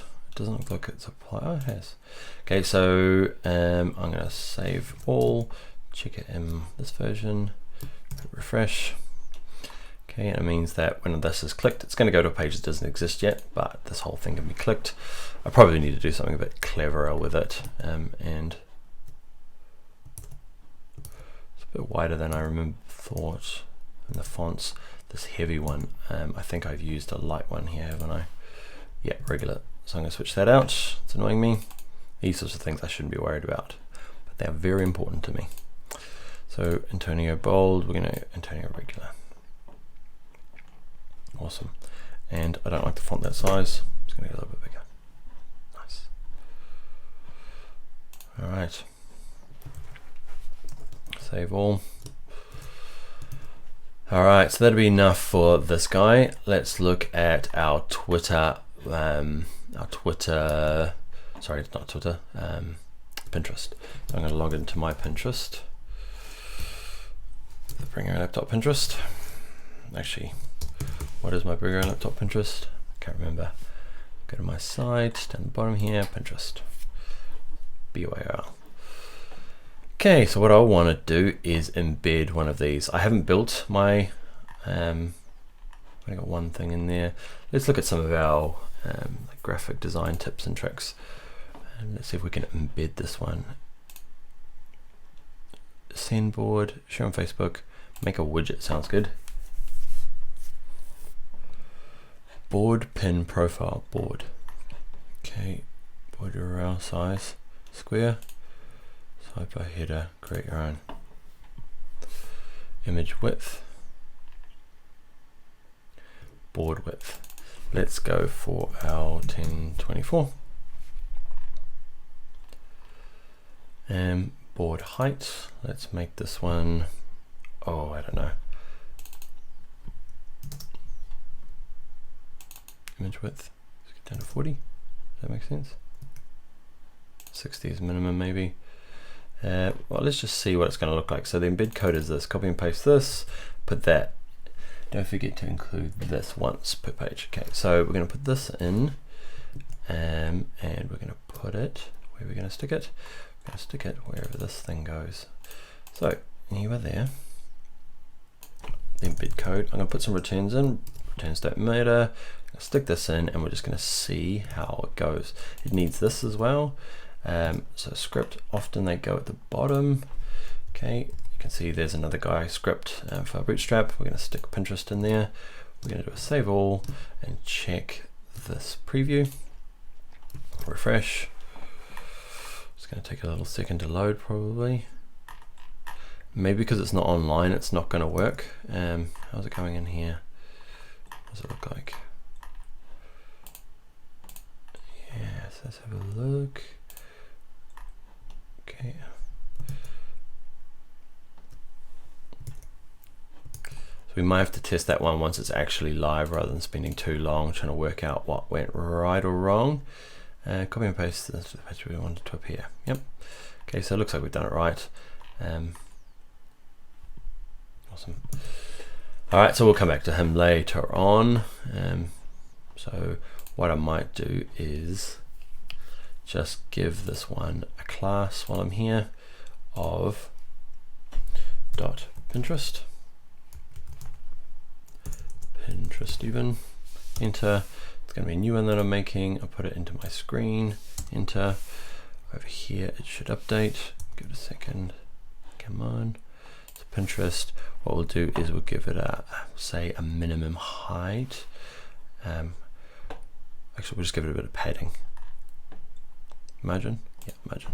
So we'll give it 10 at the top and 10 at the bottom, and we'll give it a color just so we know it actually exists. I'm going to pick. I quite often use magenta or big gaudy pink, just so that I know that needs to be replaced. Okay, show set's awesome. Just kind of cuts it down to what I can see. There we go. That loop. There's my Pinterest board. All right, our clients. Now what I want to do for this one is I want to just make this one big graphic. All right, so what I'm going to do is right click it and say export as PNG. That'll do. Actually, I'm going to right click and just check the sizes, how big the PNG is going to be. So we're going to export as. Not worrying about Retina at the moment, but you are that. Our client is going to separate them out into two separate ones. Actually, I just want to smush them together.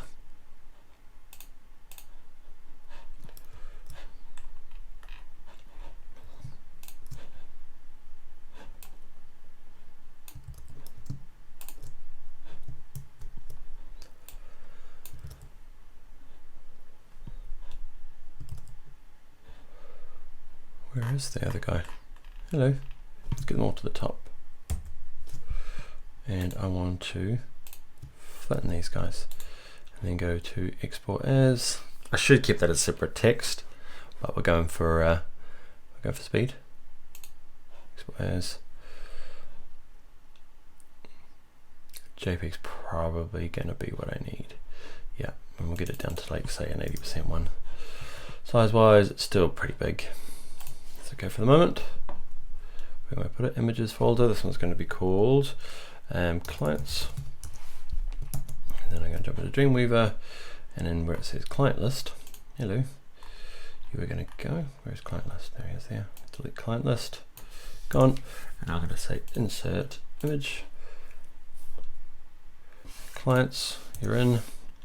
It's a bit big, so what you do is, it doesn't quite fit because I made it double size for right now. I'm going to go to this one that says, you just got to make sure you turn on make image responsive.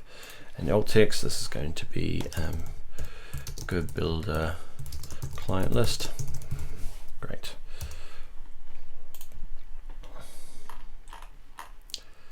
All right. What I might do for this one as well is, do I need to add a class to buffer it out? No, I'll use this Pinterest box. So this Pinterest box just needs to get a bit more padding at the bottom. So my main CSS, the one I'm working on, down the bottom here, Pinterest, I'm going to say you need a bigger, pushing down the bottom there, and we'll give it a bigger top for the moment as well. And there you go. Save all, test in browser. Where are you? Yes. So, okay, it's looking okay. This guy here is tiny. Why? In Dreamweaver it holds it open, but because there's, where's my little Pinterest guy there? And we're going to give it a minimum height just so we can see it. So pardon, turn show set off. I'm going to give it a height. Maybe a minimum height. Just means it can't go any lower than 40. Just so that it doesn't show up in Dreamweaver for some reason. Still stays its kind of like size here. But if I refresh it in here, it'll have a minimum height of 40. If you use a physical height, it will force it to always be 40, whereas minimum is just, it'll get bigger, but never smaller than 40. All right, so we're up to the footer. The footer here goes all, so there's two parts to it. There's the outside container, and he needs to be that color. So where is that color? So in Photoshop, eyedropper tool, you figure out, copy the hexadecimal number into Dreamweaver, and where is my footer? Okay, I should wrap them up in the footer, a specific HTML file footer tag. I'm not going to for the moment. I'm just going to grab this fluid container, add a class to it. This one's going to be my own class called footer. Okay, that's good. Hit enter, wait for it to do its thing. Hopefully it picks it over here, sip some coffee. 10:14, we're totally running out of time, right? So footer, and what are we going to do? Background color, hash, enter. Okay, it's got that. What height am I going to give it? About that high. I'm going to give it a physical height because I don't want it to change over time. I want it to be a pixel height of, let's say, I always get this wrong. Yep. 250 is too much. Let's try that. Yep. All right, feels good. And let's put some text in the copy down here. Footer. There we are. So inside this container is going to have two things. So I'm going to get rid of the word footer. Thank you. I want to insert a row with two columns, because I'll use one for the text on one side and one for the social icons on the other one. So over here, I'm going to insert a paragraph. Inside that paragraph, I'm going to paste this text.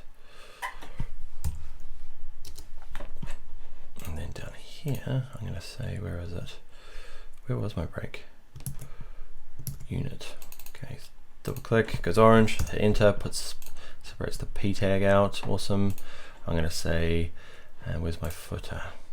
CSS designer, my CSS sheet, right down the bottom here, footer. All the fonts that are inside this one are going to be a font family of, it's already defaulted to the right font. The font color though is going to be, that's really probably hard to view for the visually impaired. So am I happy about it? Not particularly. I'd have to go through and probably think about that a bit more. We'll do some testing at least. So the footer, I'm going to replace some of the height with margin. So I'm going to crank you up. Oh, so margin does the outside, It's not what I want. I'm going to turn that one off. Give it a sec. I'm going to use padding does the inside is what I wanted. So I'm going to add that. But you'll see, oh no, it's done it. Let's just see if it's taken it off the height. It has. Happy days. So the height stays the same, just the padding on the inside. Lovely. All right, my social icons over here. I'll separate them all out. So we'll go you. So I selected them all here. I'm going to right click them and go to export to PNG. It's going to use the name of the layer, which is fine by me. And hopefully now I'll be able to click inside here.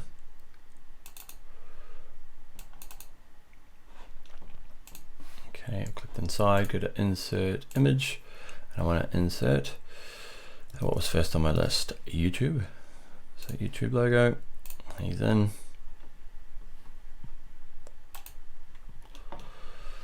Oh, he's not brought the colors through. Okay, so he's in a folder called that. So I'm just going to export it as one big group.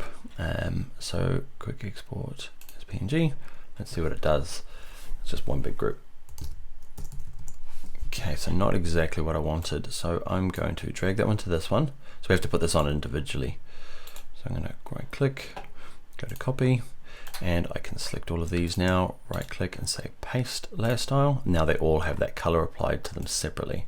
So now I can right click them, go to export as PNG, click open, and hopefully now it should go through. Has it hit refresh up the top here? It has. Awesome. So here's my little logo. I'm going to put him in next to him. So first of all, he needs him in, and he's going to go to, where is he? Tutorials. Okay, my YouTube channel is, yep. I'll right click this one, copy link address, whack it in here with it selected. Down here, this is the link. I'm going to paste it into it. Great. Then next to it, just after the A tag, which is the hyperlink for that YouTube thing, I'm going to go in here and say what was next on my list. Twitter. Okay, and Twitter links to, right click, copy link address, Dreamweaver, yep, paste, done. So Pinterest is next, put him in.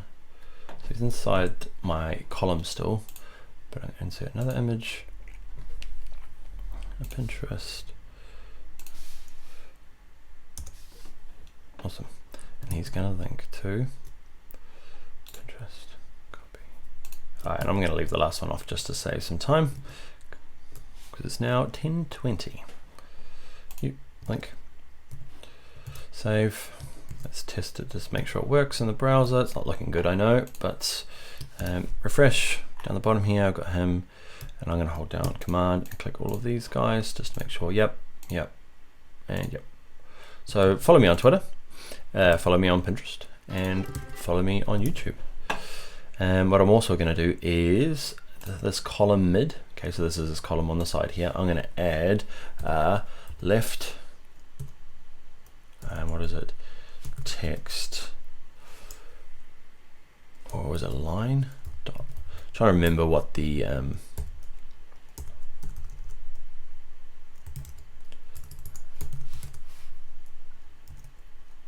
text left, I think that's it. Text left. Does that do anything? No. I thought it would. Yep. So sometimes you need to pop out to Bootstrap, which is the underlying framework for our responsive web design. We're going to go. Actually, I'm just going to type in Bootstrap left align. It's align div. Just trying to.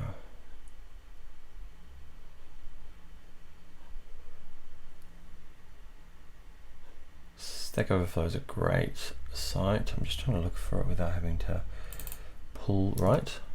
Let's try that one. So we're going to class called .pull right. Sometimes as well you need to check in your browser just to make sure it's actually working. Sometimes it cannot be working in Dreamweaver. It's not working at all. So adding that to my div did not work. Pull right. Wonder why.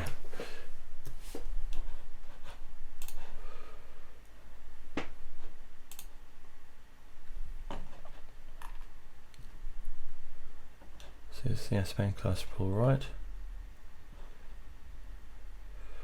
Oh, it needs to be a span class. Text right. Tried that one. Text right. Have I been using? Did I use left? Did I? Ooh, that was probably what I did, right? I went text left, text right. Ah, god damn it. All right, so you saw before I just did text left, and you're probably willing me to hit right. Spacing these out. So what I'm going to do is select this. I'm going to make a selector in my main CSS under global. I'm going to make a selector that says if I'm in a column that's in text right, that's an a link image. I'm hoping I don't have to use that one again. Okay, just saying if all those things are met, I would like you to do a couple of things. We're going to do some, let's do some padding. So we'll do some padding to the left. We'll do 10 pixels.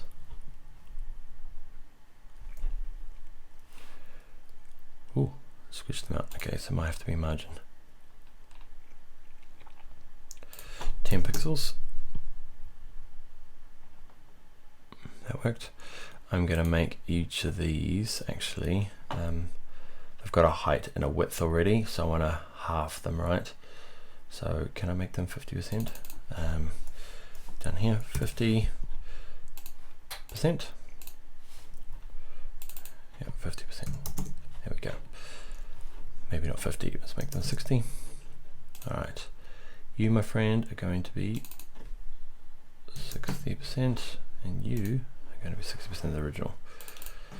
I'll make them a little bit bigger in Photoshop, remember, because I want them to look good on a retina screen. So some Macs have them, and lots of iPhones and iPads.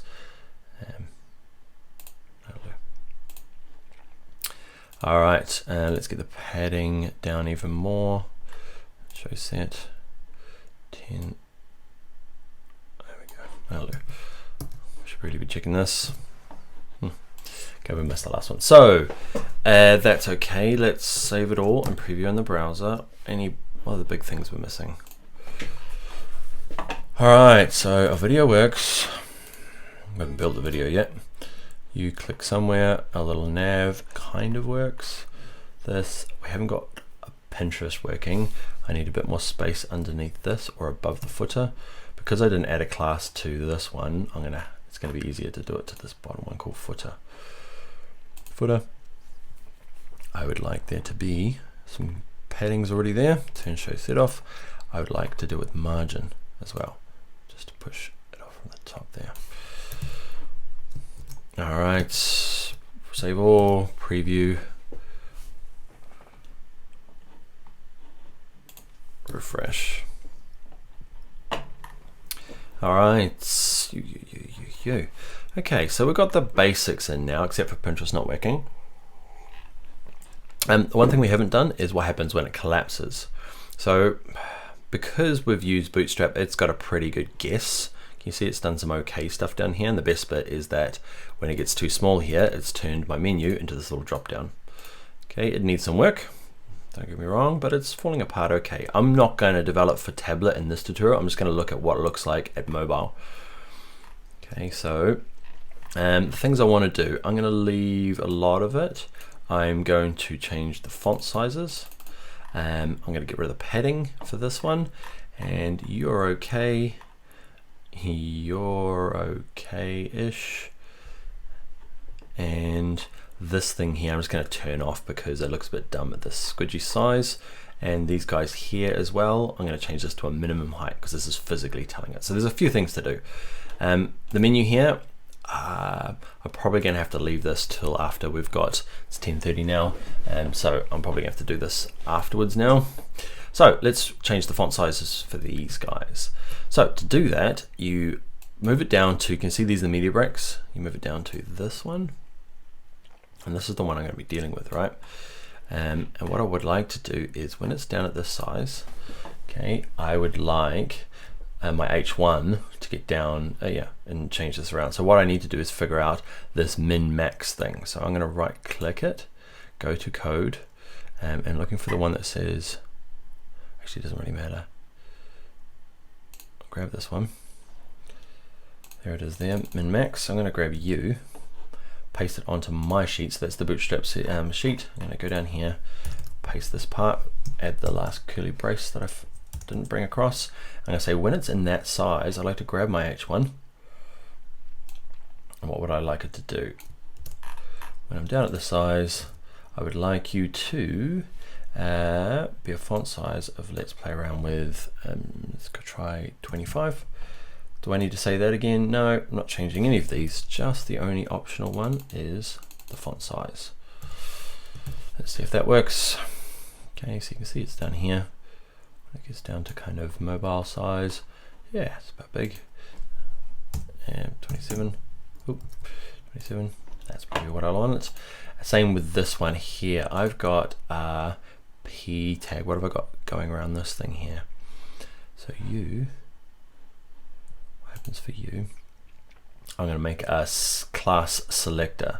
So what I'm going to do is make a selector and to say whenever I am you, instead of mid, I'm going to make this one when it's extra small. So this is when it's down at tiny level. I'm going to make sure it, actually what I'll do is, let's undo that. Let's do it the proper way. Okay, so what I'm going to do is when I'm down at this size here, this column, it's actually not going to be 7. I would like it to be 12. So where are you? 12 across, so fully across.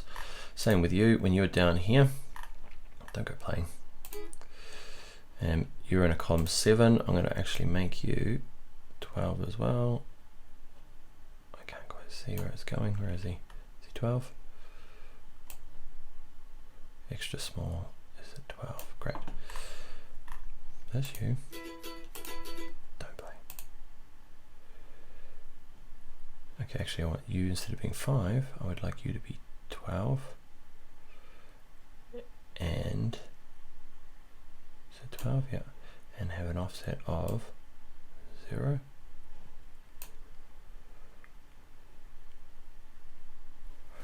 Okay, so he is so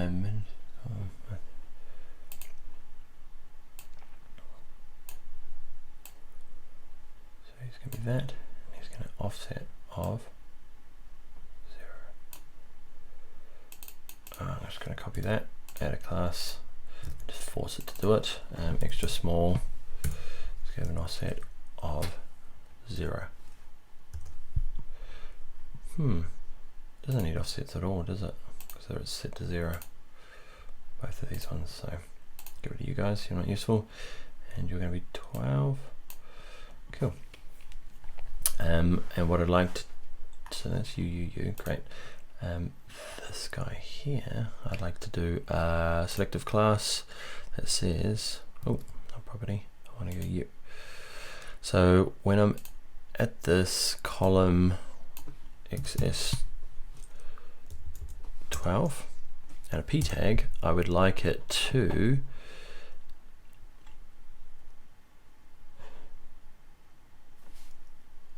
actually I want it to be even bigger. So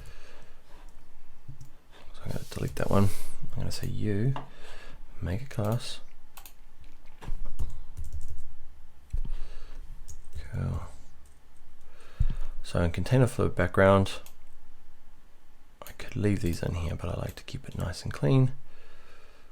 So all I need to do is you, and when you're at col XS12 and a P tag, I'd like you to do this for me. I'd like you to the font size down to 16. Good work, Dan. Not even working.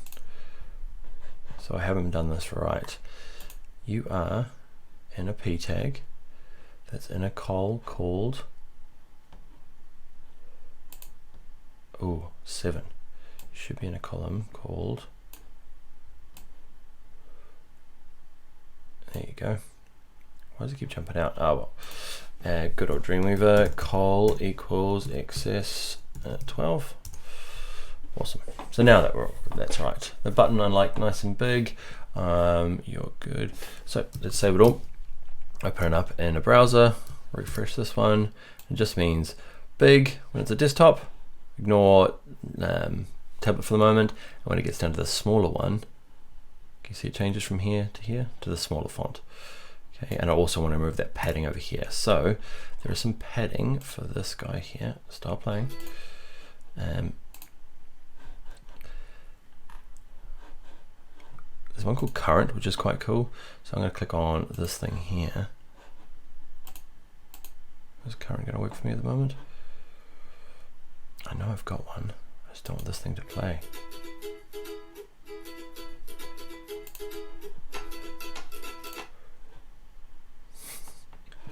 I'm going to go to split view, source code, find you. There he is, him. Okay, so that's the code that I want. I do already have as a computed one. Let's go to current.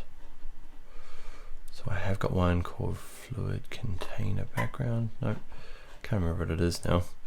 So under global, there was one responsive. There is the embed. And what I did was I added some margins there. So what I'd like to do is duplicate this one into a media query, into this one here. So when this particular one is in that, I would like to disable that. Will that work? Or do I just turn it off? Actually, instead of disabling it, I'm going to turn it to 0.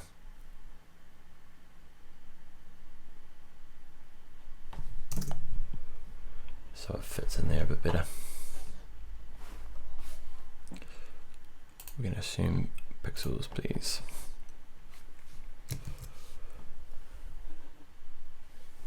Okay, let's have a look. So there he is there. I want the margin. I don't know why it's still set to that.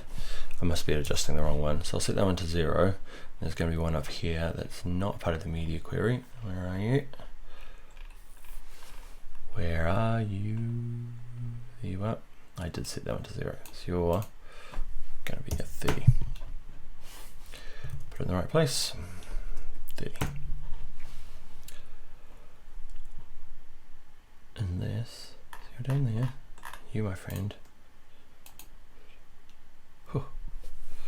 Okay. Why isn't this one being activated? Margin left, please. And you up here are save. So at this size, it's got padding.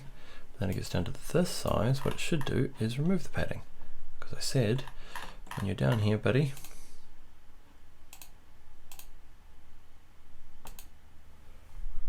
ooh.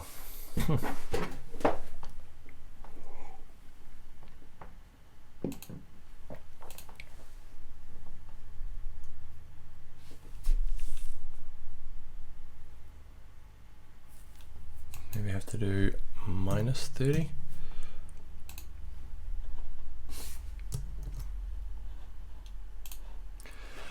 Alright, there's a brain teaser. I'm gonna have to fix, oh, that worked, minus 30.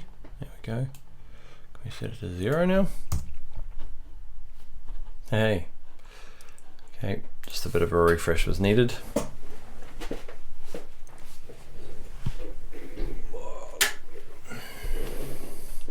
What else do we need to fix? Okay, so you refresh this one now. He's set to 0, right?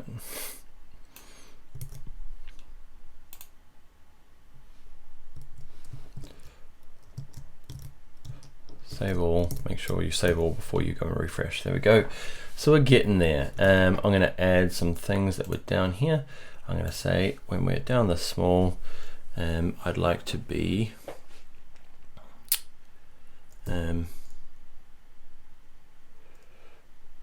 center block. There we go. But I'd like it to be a class that says but only at XS. XS. I'm not sure how to add that just for XS.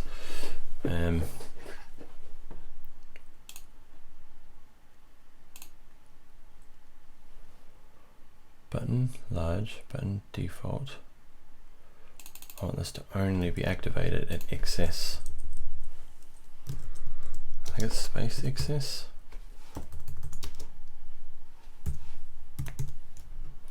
Can't quite remember.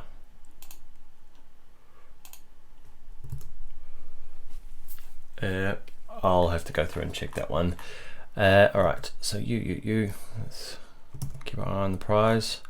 I'm happy with how that one worked, kind of. This one's I'm going to disable. So this one's quite easy. What I'm going to do is this whole row here, which I've selected, I want to right click it and say hide element. So it's gone. Watch this. When I get up to here, it's there. Okay, areas there. Let's disable. This will make more sense. Refresh. Okay. So when I'm up at this size, you can see it, but when it gets down to something too small, you can see it just disappears and turns off. All right. What are we going to do for this, guys? We are going to say, you, my friend, when you're down at the small version, make sure I'm inside this green bit.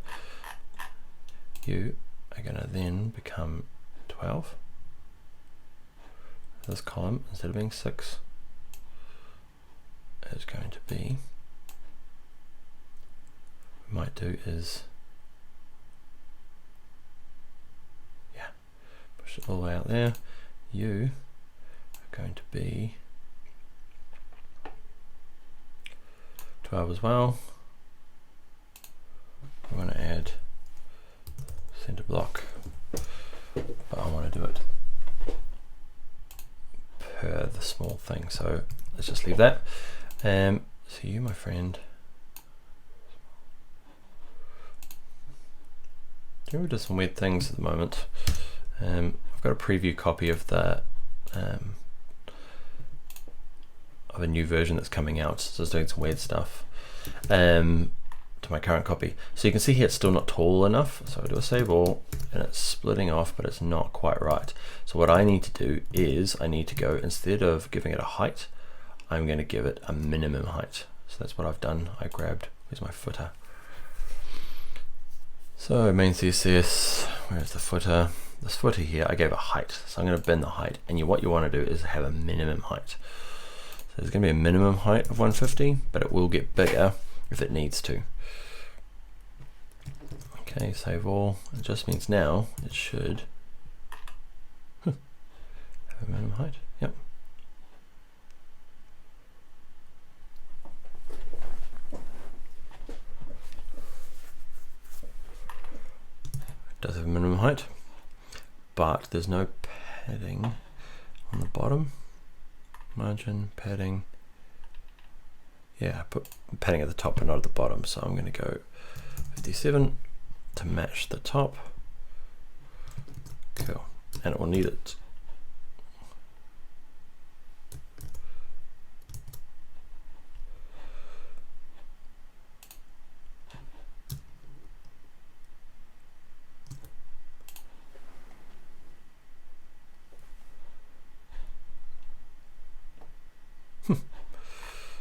Oh, there it is. Why isn't it appearing in here? Is it appearing? It is. Okay, awesome. So this size, it's this height, but now it allows to get bigger when it's down at the smaller size. Alright, so there's a few problems with it, but we're getting there, right? The one thing I really want to do is how to add classes per. So let's go have a look at that. Editing Bootstrap.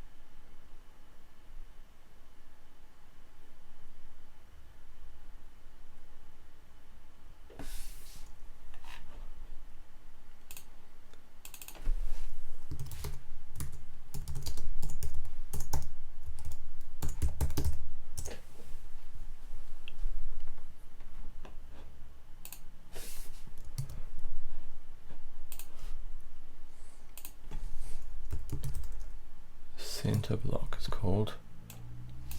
Go away. Yeah.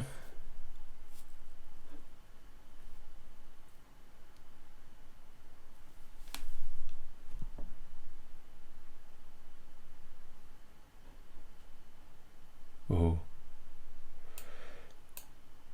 Okay, so all I need to do is add a class that's a double banger, and we should be right. Okay, so let's see if we can do that in Dreamweaver. Okay, so what I'd like to do is, let's do it for that button now. So you, my friend, I would like you in this thing here. Let's go you. Let's go dot col xs12.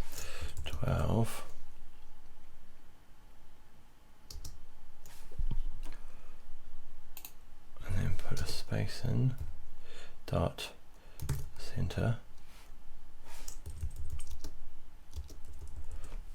I have to do it manually. Center block.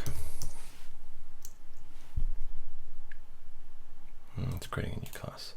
It's not what I want. Okay, so I'm going to add that one.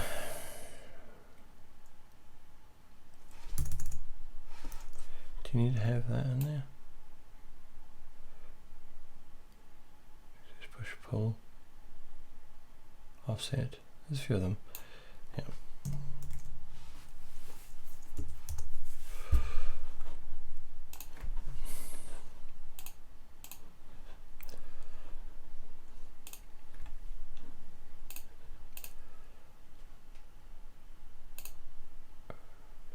I think I need to span it, don't I?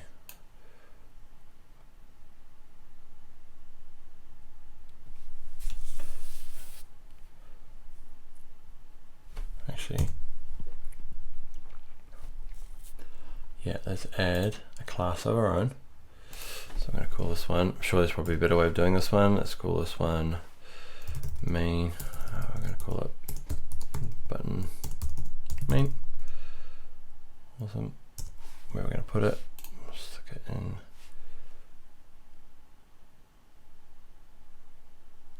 Only activated there. Yeah, there's probably a better way, but it doesn't really matter as long as one way works. Is this way going to work? Probably not sure.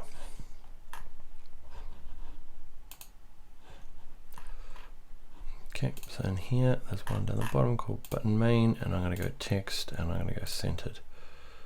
Will that do it?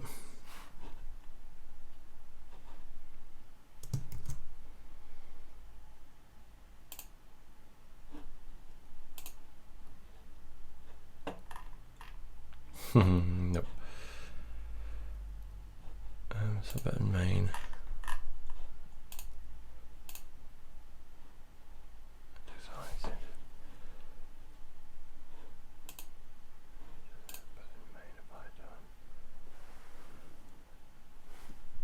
All right, I'm giving up.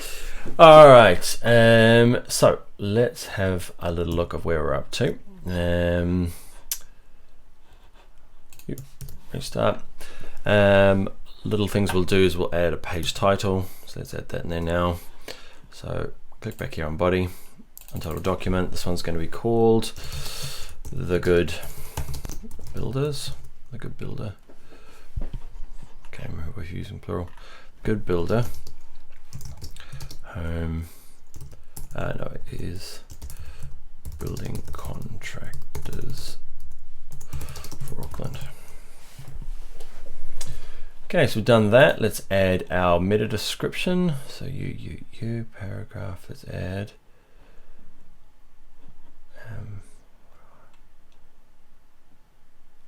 Good thing in Dreamweaver when you're a bit spaced out is you can look in there, go up to help, and go to. Oh, go on. And go to description. There we go. Meta HTML description is what I was looking for. And it kind of helps you find it.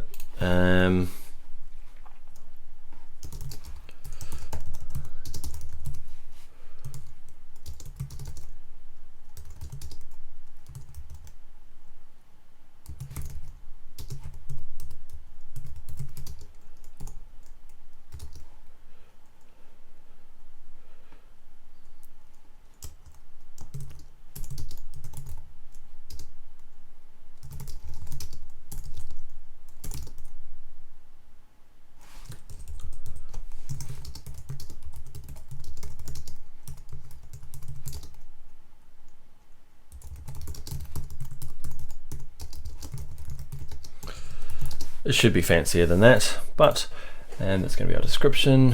What else? All right, that's going to be it for the moment. We're going to create other pages. No, because we're getting close to the end now.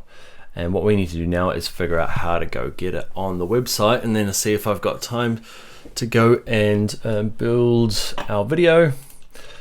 So yeah, let's go do that now. All right, so that's Dreamweaver over for the moment. It's a bit, does it drive and run? It looks like it does. Don't try and interact with it too much. I'm gonna have to fill that out another time because it is, what's the time? 10:52, and the big thing for me to get this thing live is I need help from GoDaddy. I've had some problems with my hosting. Now, it's pretty easy if you're setting it up from new. If you do ever run into problems, don't try and spend the whole day trying to fix it yourself. Call them. They're actually really good. I'm going to call them now and see if I can get them on the phone and you can hear. Normally, they're pretty awesome. So yeah, I'm going to try that now and see if we can get our website pushed live, and then try and use the last hour, half an hour, to make our little video and get that up there as well. And just, yeah, see what we've got left to do. I better hurry off. All right, let's go do it. All right, so I've got my FTP sorted out through GoDaddy. Thank you, GoDaddy. I'm going to go to Site, go to Manage Sites, and I'm going to double click the one we call the Good Builder. I'm going to go to this one called Servers. Hit plus. I'm going to call this one, my server name is the GoDaddy one. FTP details, FTP address. Now, to work out what these are, if you log into your GoDaddy account, you will find one in here called FTP accounts. So I'm going to click on this one. Do I want to create one? No, I want to look at existing ones down here. Okay, here they are. I've got this one, and I'm going to go to configure FTP client. So here it is here. This is my FTP username. So username goes in there. FTP server goes in there. Password. Yours will say your web address. I've got this one, Web Design Native, is another website that I work on. Password. So this one's going to be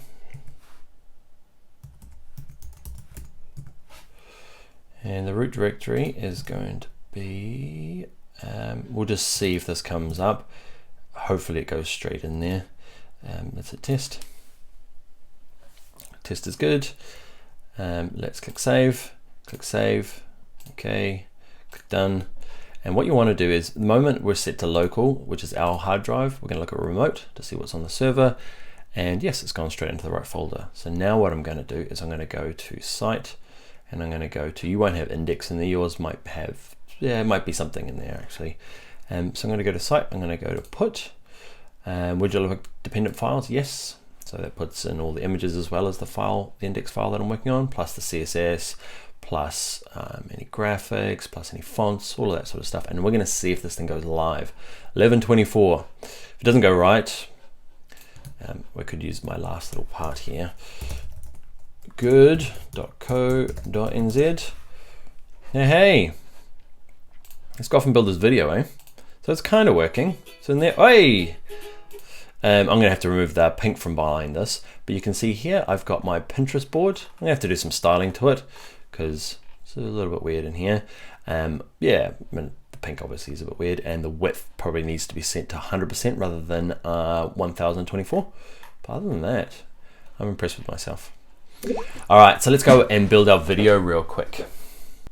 Right, welcome to a super crash course in After Effects. Again, I've got a full video course on how to do this kind of motion graphic intro video. So I've opened up After Effects. I'm going to go to a new composition, make sure it's full HD. I'm going to make sure the length of it is about, that's just kind of default from last time, 56 seconds. I reckon that's going to be fine for what I need. I'm going to click OK. I'm going to import, I'm going to save it now, and I'm going to pull it, I'm going to call it the Good Builder. I'm going to import the graphic, so I'm going to double click this guy in here. The audio, sorry, that the lady wrote for me. Where is it? Here it is here. Draw mix field. Okay, I'm going to use this to kind of set the tone, so I'm going to dump it in here. All right, what else do I want? I'm going to get some background music. Now I've got some that I've downloaded from, that I've used. All right, so this background music here, I'm going to import. It's stuff that I've already paid for, and it's from istock.com. There'll be a link to that on the website as well. So let's have a listen. Deciding which ones I'm going to use.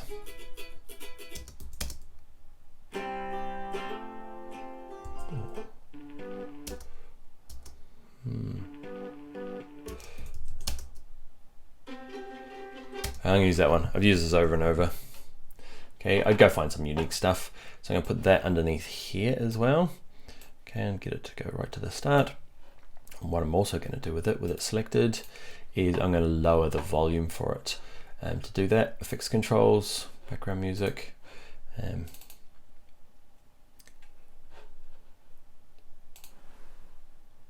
Actually, it's done down here. Twill it down, audio. So I'm going to set some keyframes. So what I'll do is, I can see the waveform. I want to set a keyframe there, move it along a little bit. So when she starts talking, I'm going to set another keyframe, and I'm going to lower it down a few decibels. You can see my waveform dipping down. So test it. The good builders are. Okay, I'm going to have this one along here, so it's playing along. The good builders are home renovation specialists. I need to bring that up a bit. Holding shift, snap to there. There we go.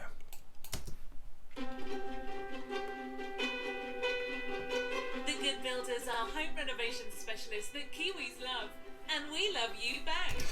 Okay, so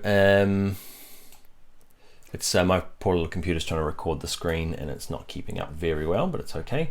What am I going to do? I'm going to put in our logo. Am I going to do it white? What looks good on the site? Yeah, let's do that. So let's make it white. So I'm going to insert a layer, new solid. This one's going to be a white one. Okay, that's my white solid. I'll put it at the background, not that it matters. Audio can be at the top. Why is it that wide? I don't know, I didn't check the composition size. As long as it's bigger than what we've got. And what I'll also do is, we've got a feather.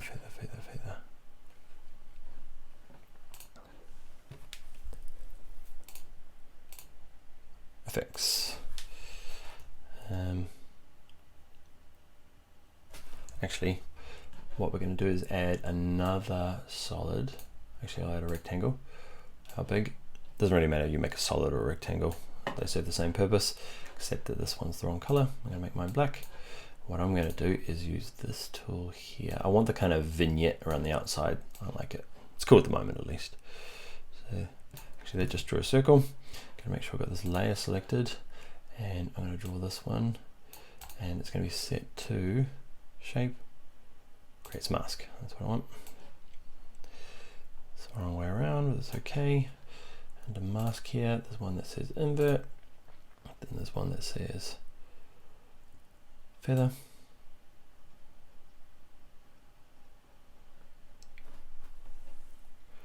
Okay, awesome. And I'm going to lower down the opacity of this layer here of the rectangle. Pull that all down, transform, opacity, let's lower it down so it's not so strong. Like that. The feather. So it's not so strong.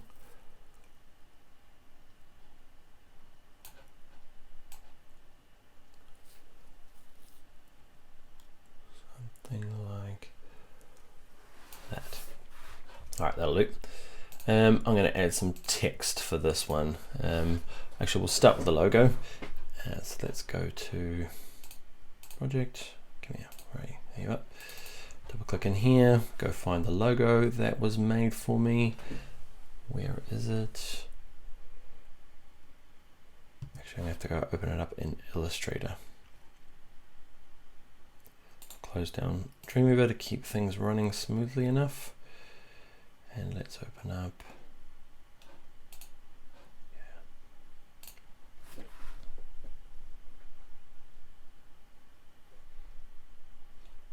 So the file that the girl sent me through was from Alexandra, was an Illustrator file. So Adobe Illustrator is often what goes bring through for logos, but you could import this directly into Photoshop if you don't know how to use this one. So I'm going to grab you. So I'm going to grab it all. Go copy. Can I paste it straight in here?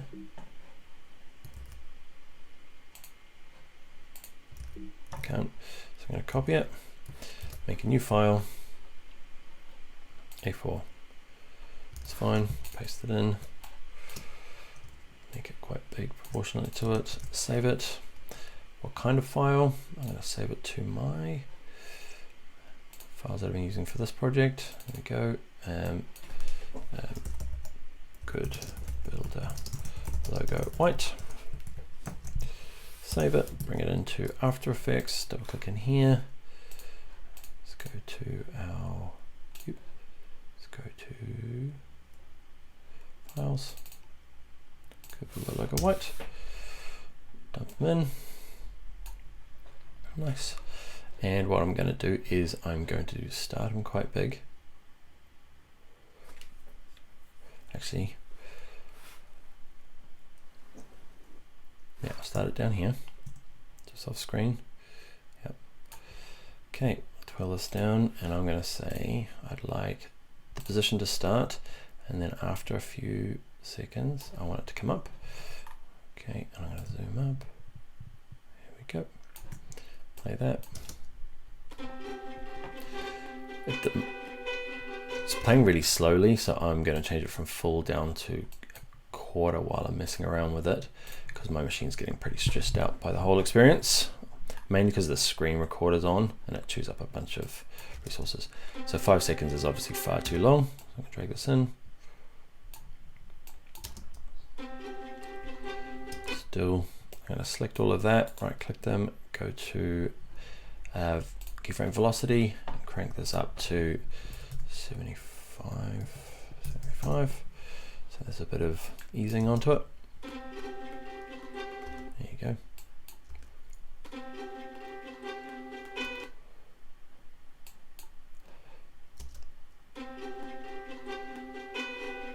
Still stressing out. And what I like to do is make sure motion blur is on, and make sure motion blur is on that layer. Oh, it's a track matte. switch to that one, toggles, yep. There we go.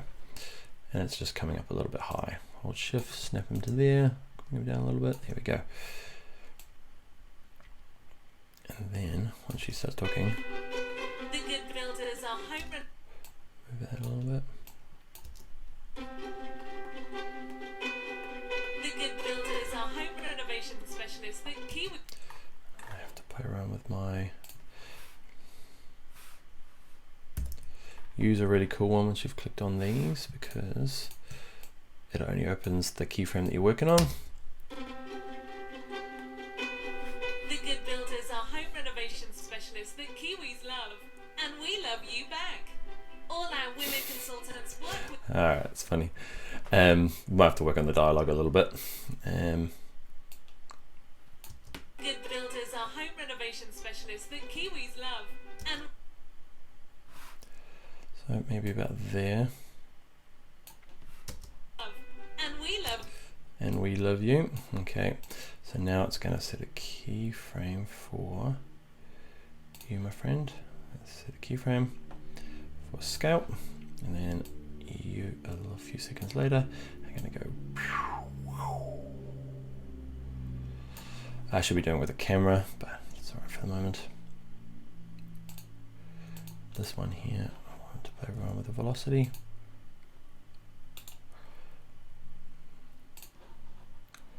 Outgoing, incoming.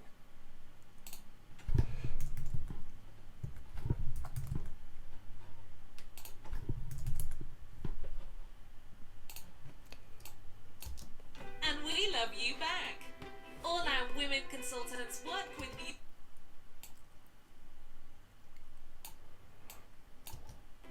All our women consultants work. All our women. Still too slow. Move them closer, speeds them together. All our women. And then what I want to do is set one for the opacity as well. So I'll set one there for 100%, and then this one here I'm going to set at 0 so that it fades out as it gets bigger. All our women consultants. Specialists that Kiwis love, and we love you back.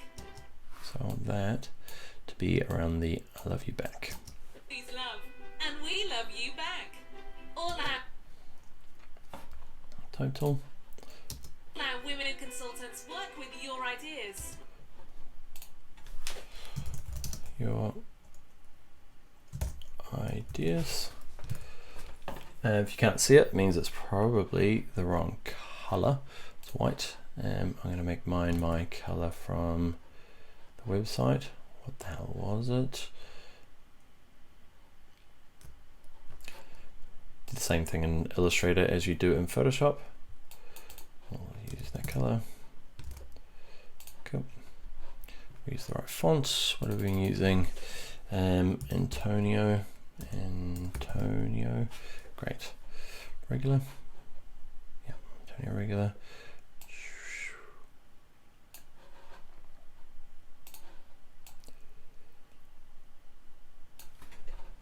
Great. So what I want to do is this only to appear after that's gone. Actually, as that's going, probably. So you, my friend, are going to set a position, P for position. I want you to end up there.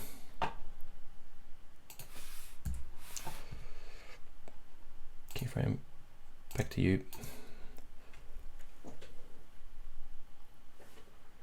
Start you off here. And just make sure when you are doing these kind of animations, you want to make sure you've got some easing, makes them look nice. 75 is just a guess, and to make sure that the motion blur is on and it's up, the big one's up there as well. So probably gonna have to be a little bit closer. You, my friend. And we love you back. The Kiwis love, and we love you back. Oh, they're very fast. Love,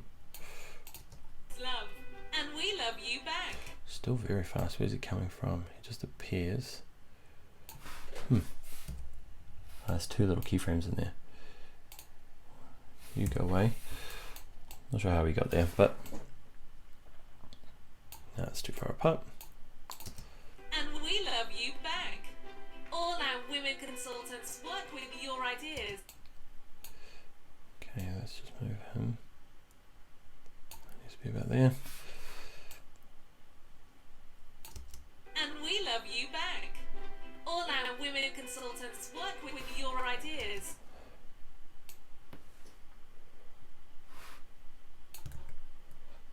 Women consultants, I'm going to go off and get a quick iStock image. I'm not going to pay for it at the moment, I'm just going to use it as a demo and come back and pay for this later. So, women consultant, wonder what that's going to give us. We've got 20 minutes. Okay, it's going to give us doctors. She's a bit angry. Women consultants. Doctor again. What are they doing together? Pregnancy test. Okay. Hey. It's them. So, woman, builder.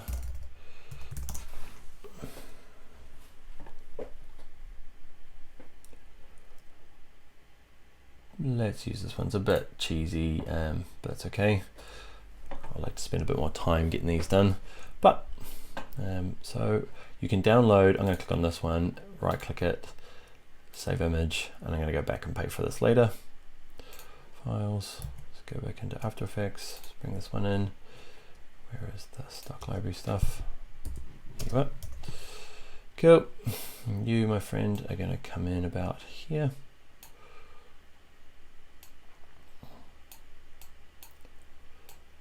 You need to be a lot bigger. I'll download a bigger image, holding shift to make it bigger. What am I going to do? Love you back. Making sure as well that our mask is at the top all the time, because otherwise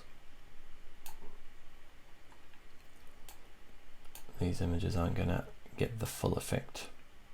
There it is there. Love you back. All our...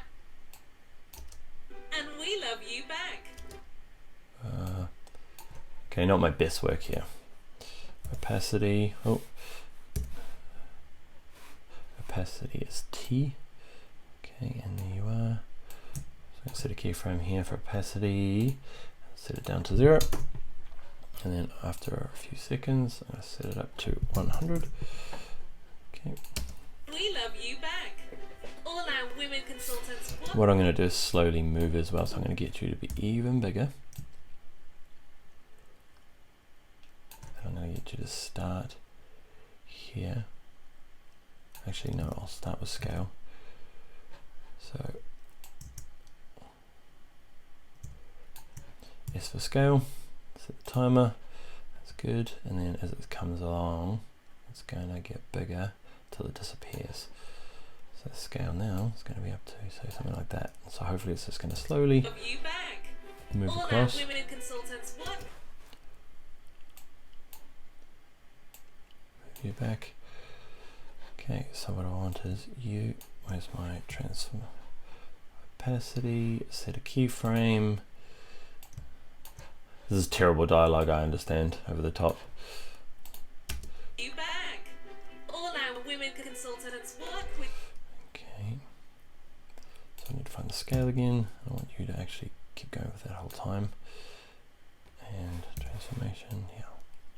Our women consultants work with your ideas. We take and your Pinterest and scrapbooking mayhem. Okay, I'm going to do a screenshot of Pinterest. Pinterest renovations.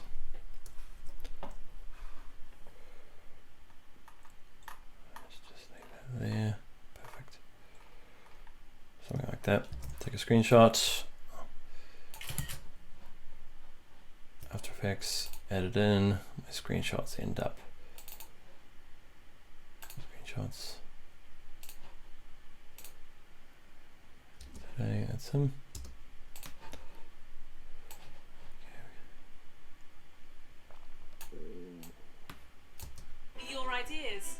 turn your Pinterest.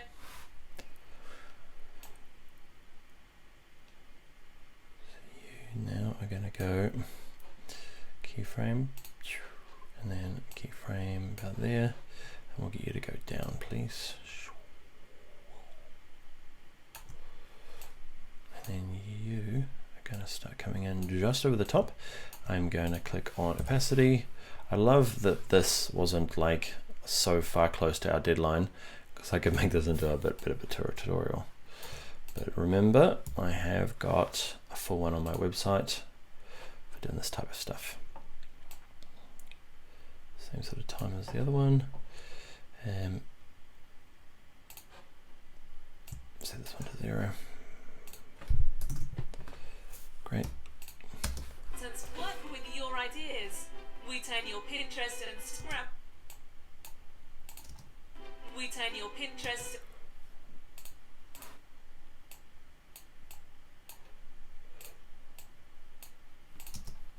We turn your Pinterest and scrap.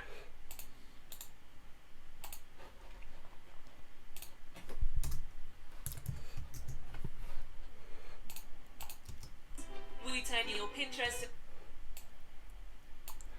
Too much detail now. Alright, so we need to get this kind of big split out. Into your on budget, on time dream house. Same for this one. Set a scale. I always say like, yeah, no more, and then start doing some stuff. So scale. So this one here is going to be set to a smaller one. And then along here, how much more do we have? Yeah, we're just going to have to write that one out all the way here. And then the scale is going to be quite big. Yep. And then we'll get the opacity, so T, set the keyframe, move it along, and get rid of this one, now down to 0. And then we'll get the logo back in. Might just import it again. Another layer. Make sure my blur is above it all. This guy here is going to come along and be up here where? That's my shape layer. How's the shape layer? Is that them? Yes. And then this one's going to appear. See, my shape layer dies just there. Good layer. Oh, go build a logo white.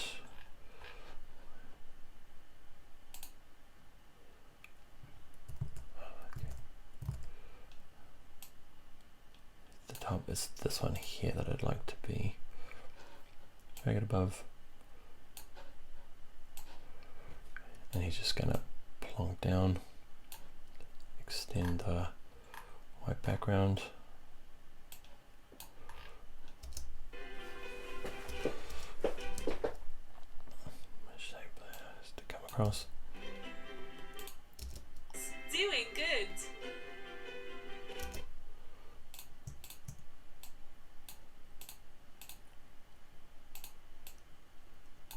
Alright, we're out of time. Doing good. Okay, that's all I can do. And then we'll stop it about there. And we're going to zoom out, trim the end up. Oh, grab this bit, trim the end up. And we're going to save it. Then we're going to go to add to render queue, add to media encoder queue.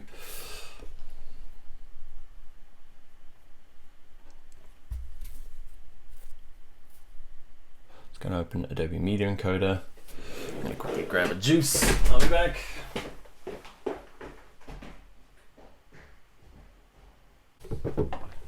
So it's entered it. It's done the whole length of it, hasn't it? What I want to do is I want to trim to work area. That's what I forgot to do. Composition, add to media queue again.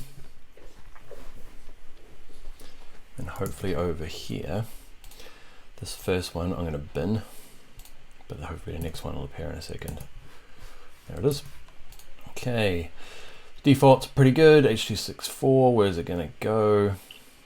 Yeah, I'm just going to put it in there, kick off. while that's trying to render it, I'm going to log into my YouTube account and see if we can upload it. So let's go to YouTube. I have to turn some of these programs off before my computer dies. See it rendering down the bottom here, slowly chugging away.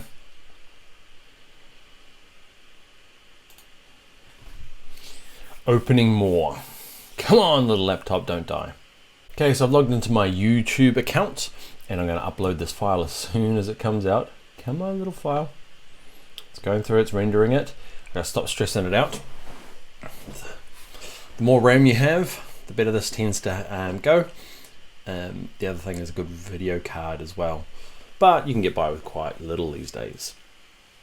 All right, how long is it going to take? 1:24, and we've got 11:53. We're close to the end. There's still loads more to go. I just desperately wanted this video to get in here. I have no idea why. It doesn't really add a huge amount to the website. We haven't done any of the off-page stuff, but hey ho. Come on, machine.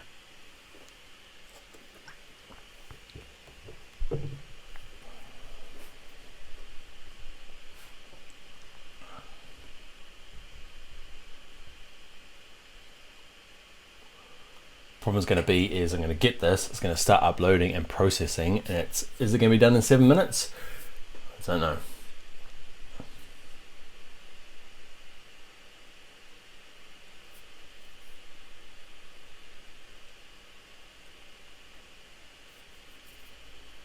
Do I have far too much open on my computer at the moment? Yes.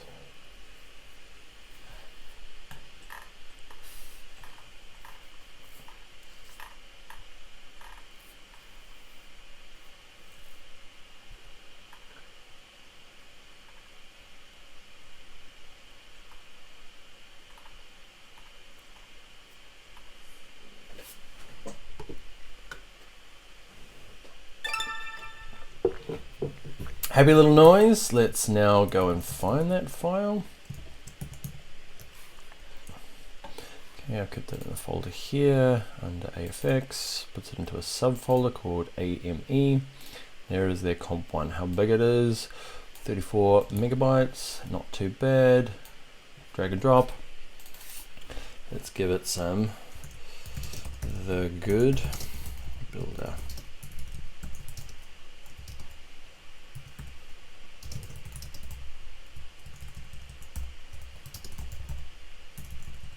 For online business. Some tags. It's uploading pretty quickly, which is good.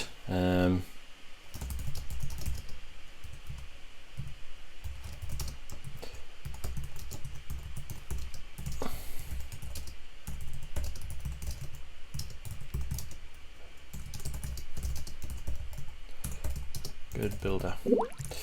Okay, the cool thing is once this is going, I can add it to a playlist, make it public.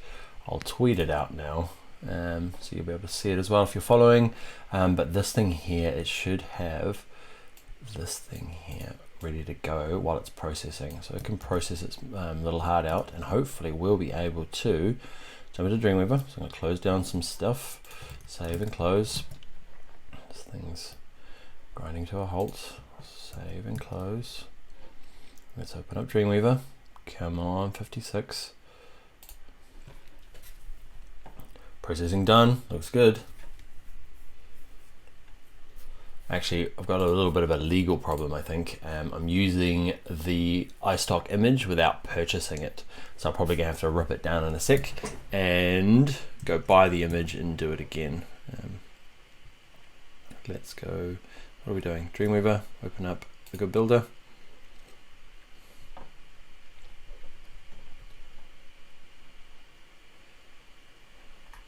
Okay, there you are, you're somewhere in here, don't play. I'm gonna go code view, there it is there. So I really want to do is just change that number. So there you go, you paste, I just want this little bit off it. Save.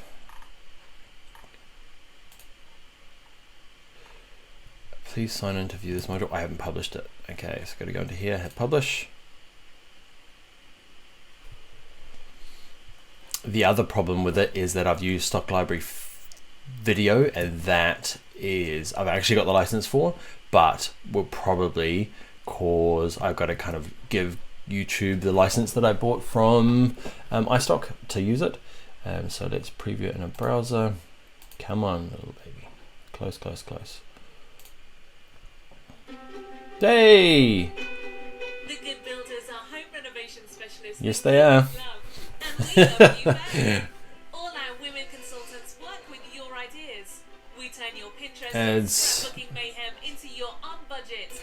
Alright, so that's gonna be us. I can't believe we got that little video made. There are lots of problems with that video. One being that YouTube will check it for a license for that soundtrack. It knows whether you bought it or not. Well, it knows that it's copyrighted. It's pretty clever. And what you have to do is log in to your, let's say, your iStock account or your Adobe stock account, and there's a bit of a form you can download from them, or you can ask iStock, and you'll get a model release or an artwork release, and you email that to YouTube or submit it to YouTube, and then they'll let you use the track. The other thing is that I've got the iStock kind of temporary image that I can't use. Okay, it's just a temporary image. It's got iStock all over it, so I'll need to go and purchase that one. One credit, it won't be very much, so I'll go do that in a little bit, and I'll probably have to change this URL here. But let's upload it to the actual server now. So I'm going to site put site. We go to put, and I'm only going to put the HTML, which is the only thing I've changed.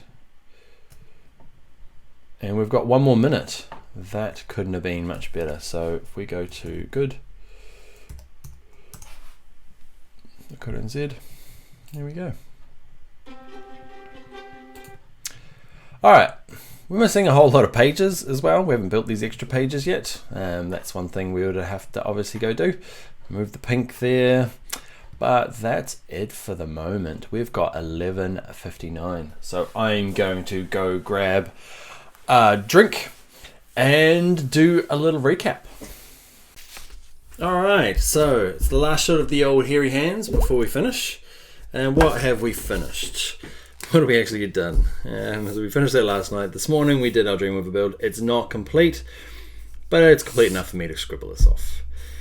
Phone and email we didn't do. We didn't get to Google Local, legal, accounting, health check, super amazing content, promo video. I feel like we kind of got a big chunk through that.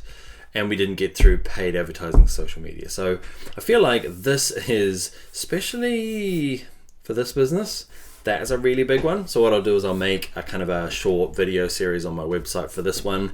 Health check is pretty easy to do, but needs to be done. It's a quick kind of like 10-minute job, but this one here is a good kind of like day job. This one here, super amazing content. This is an infinity ongoing job. And what I'll do is I'll add a couple of links to what I do on the website for kind of content marketing and how to create content, how I do it at least. So check that out. Paid advertising, I've got a full course on my website for that, but it sucked that I didn't get to go through it in this one. I'm not sure why I'm crossing that out. So definitely something to try is all paid advertising. And what I'll do for the next 24-hour business is maybe I'll be better at it, I guess, trying to do it a bit faster. And the outsourcing took a lot of my time trying to get that done, but I've done that once now, so it should go further. Social media, in terms of us, Pinterest is going to be the main one. Celebrate, and we did. We did with that one. Nice. And it was a crappy old cider. So it cost me nothing really. Sitting in the fridge. So let's look at our budgets. Okay, so what did we have? I had a kind of a budget of that, so let's see how close we got to that one. So what did I do?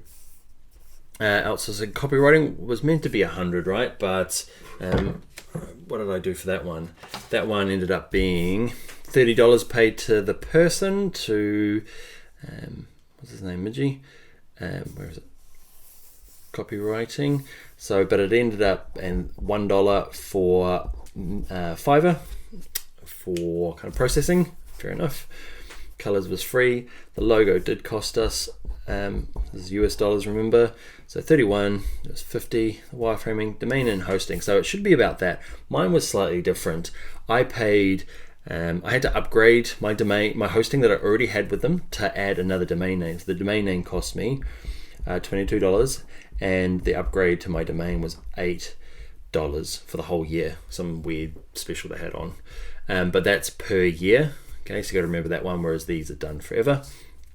Did these ourselves. Phone, email, we never got to that one, so it ended up being a 0. Saving money. Did all that. What else? Promo video ended up costing us a bit more. So the voiceover was $21. So no problem. Paid advertising we never got into, so we saved loads. And that was it. There's a few things I didn't add in terms of my costs. Okay, so my extra costs were there was what was there? There was 2 stock images. Now, how many were there? Yeah, there was 2. One in the background and one that I used in the video, and they were worth 1 unit each. Weirdly, iStock uses units, and those units cost $10 each. So that cost me $20. So that's 20 for those 2 images. The background music, I already had bought that, but if you had to go and buy that now, it cost me 3 of these units. Okay, or they call them credits actually. So it cost me 3 for the stock music. Okay, so it was 3 units. Okay, so that would have been $30 US. What else? Domain, that image, that was about it. So let's pull those across here now. So those were 20 and 30, and my addition is crud. So let's look.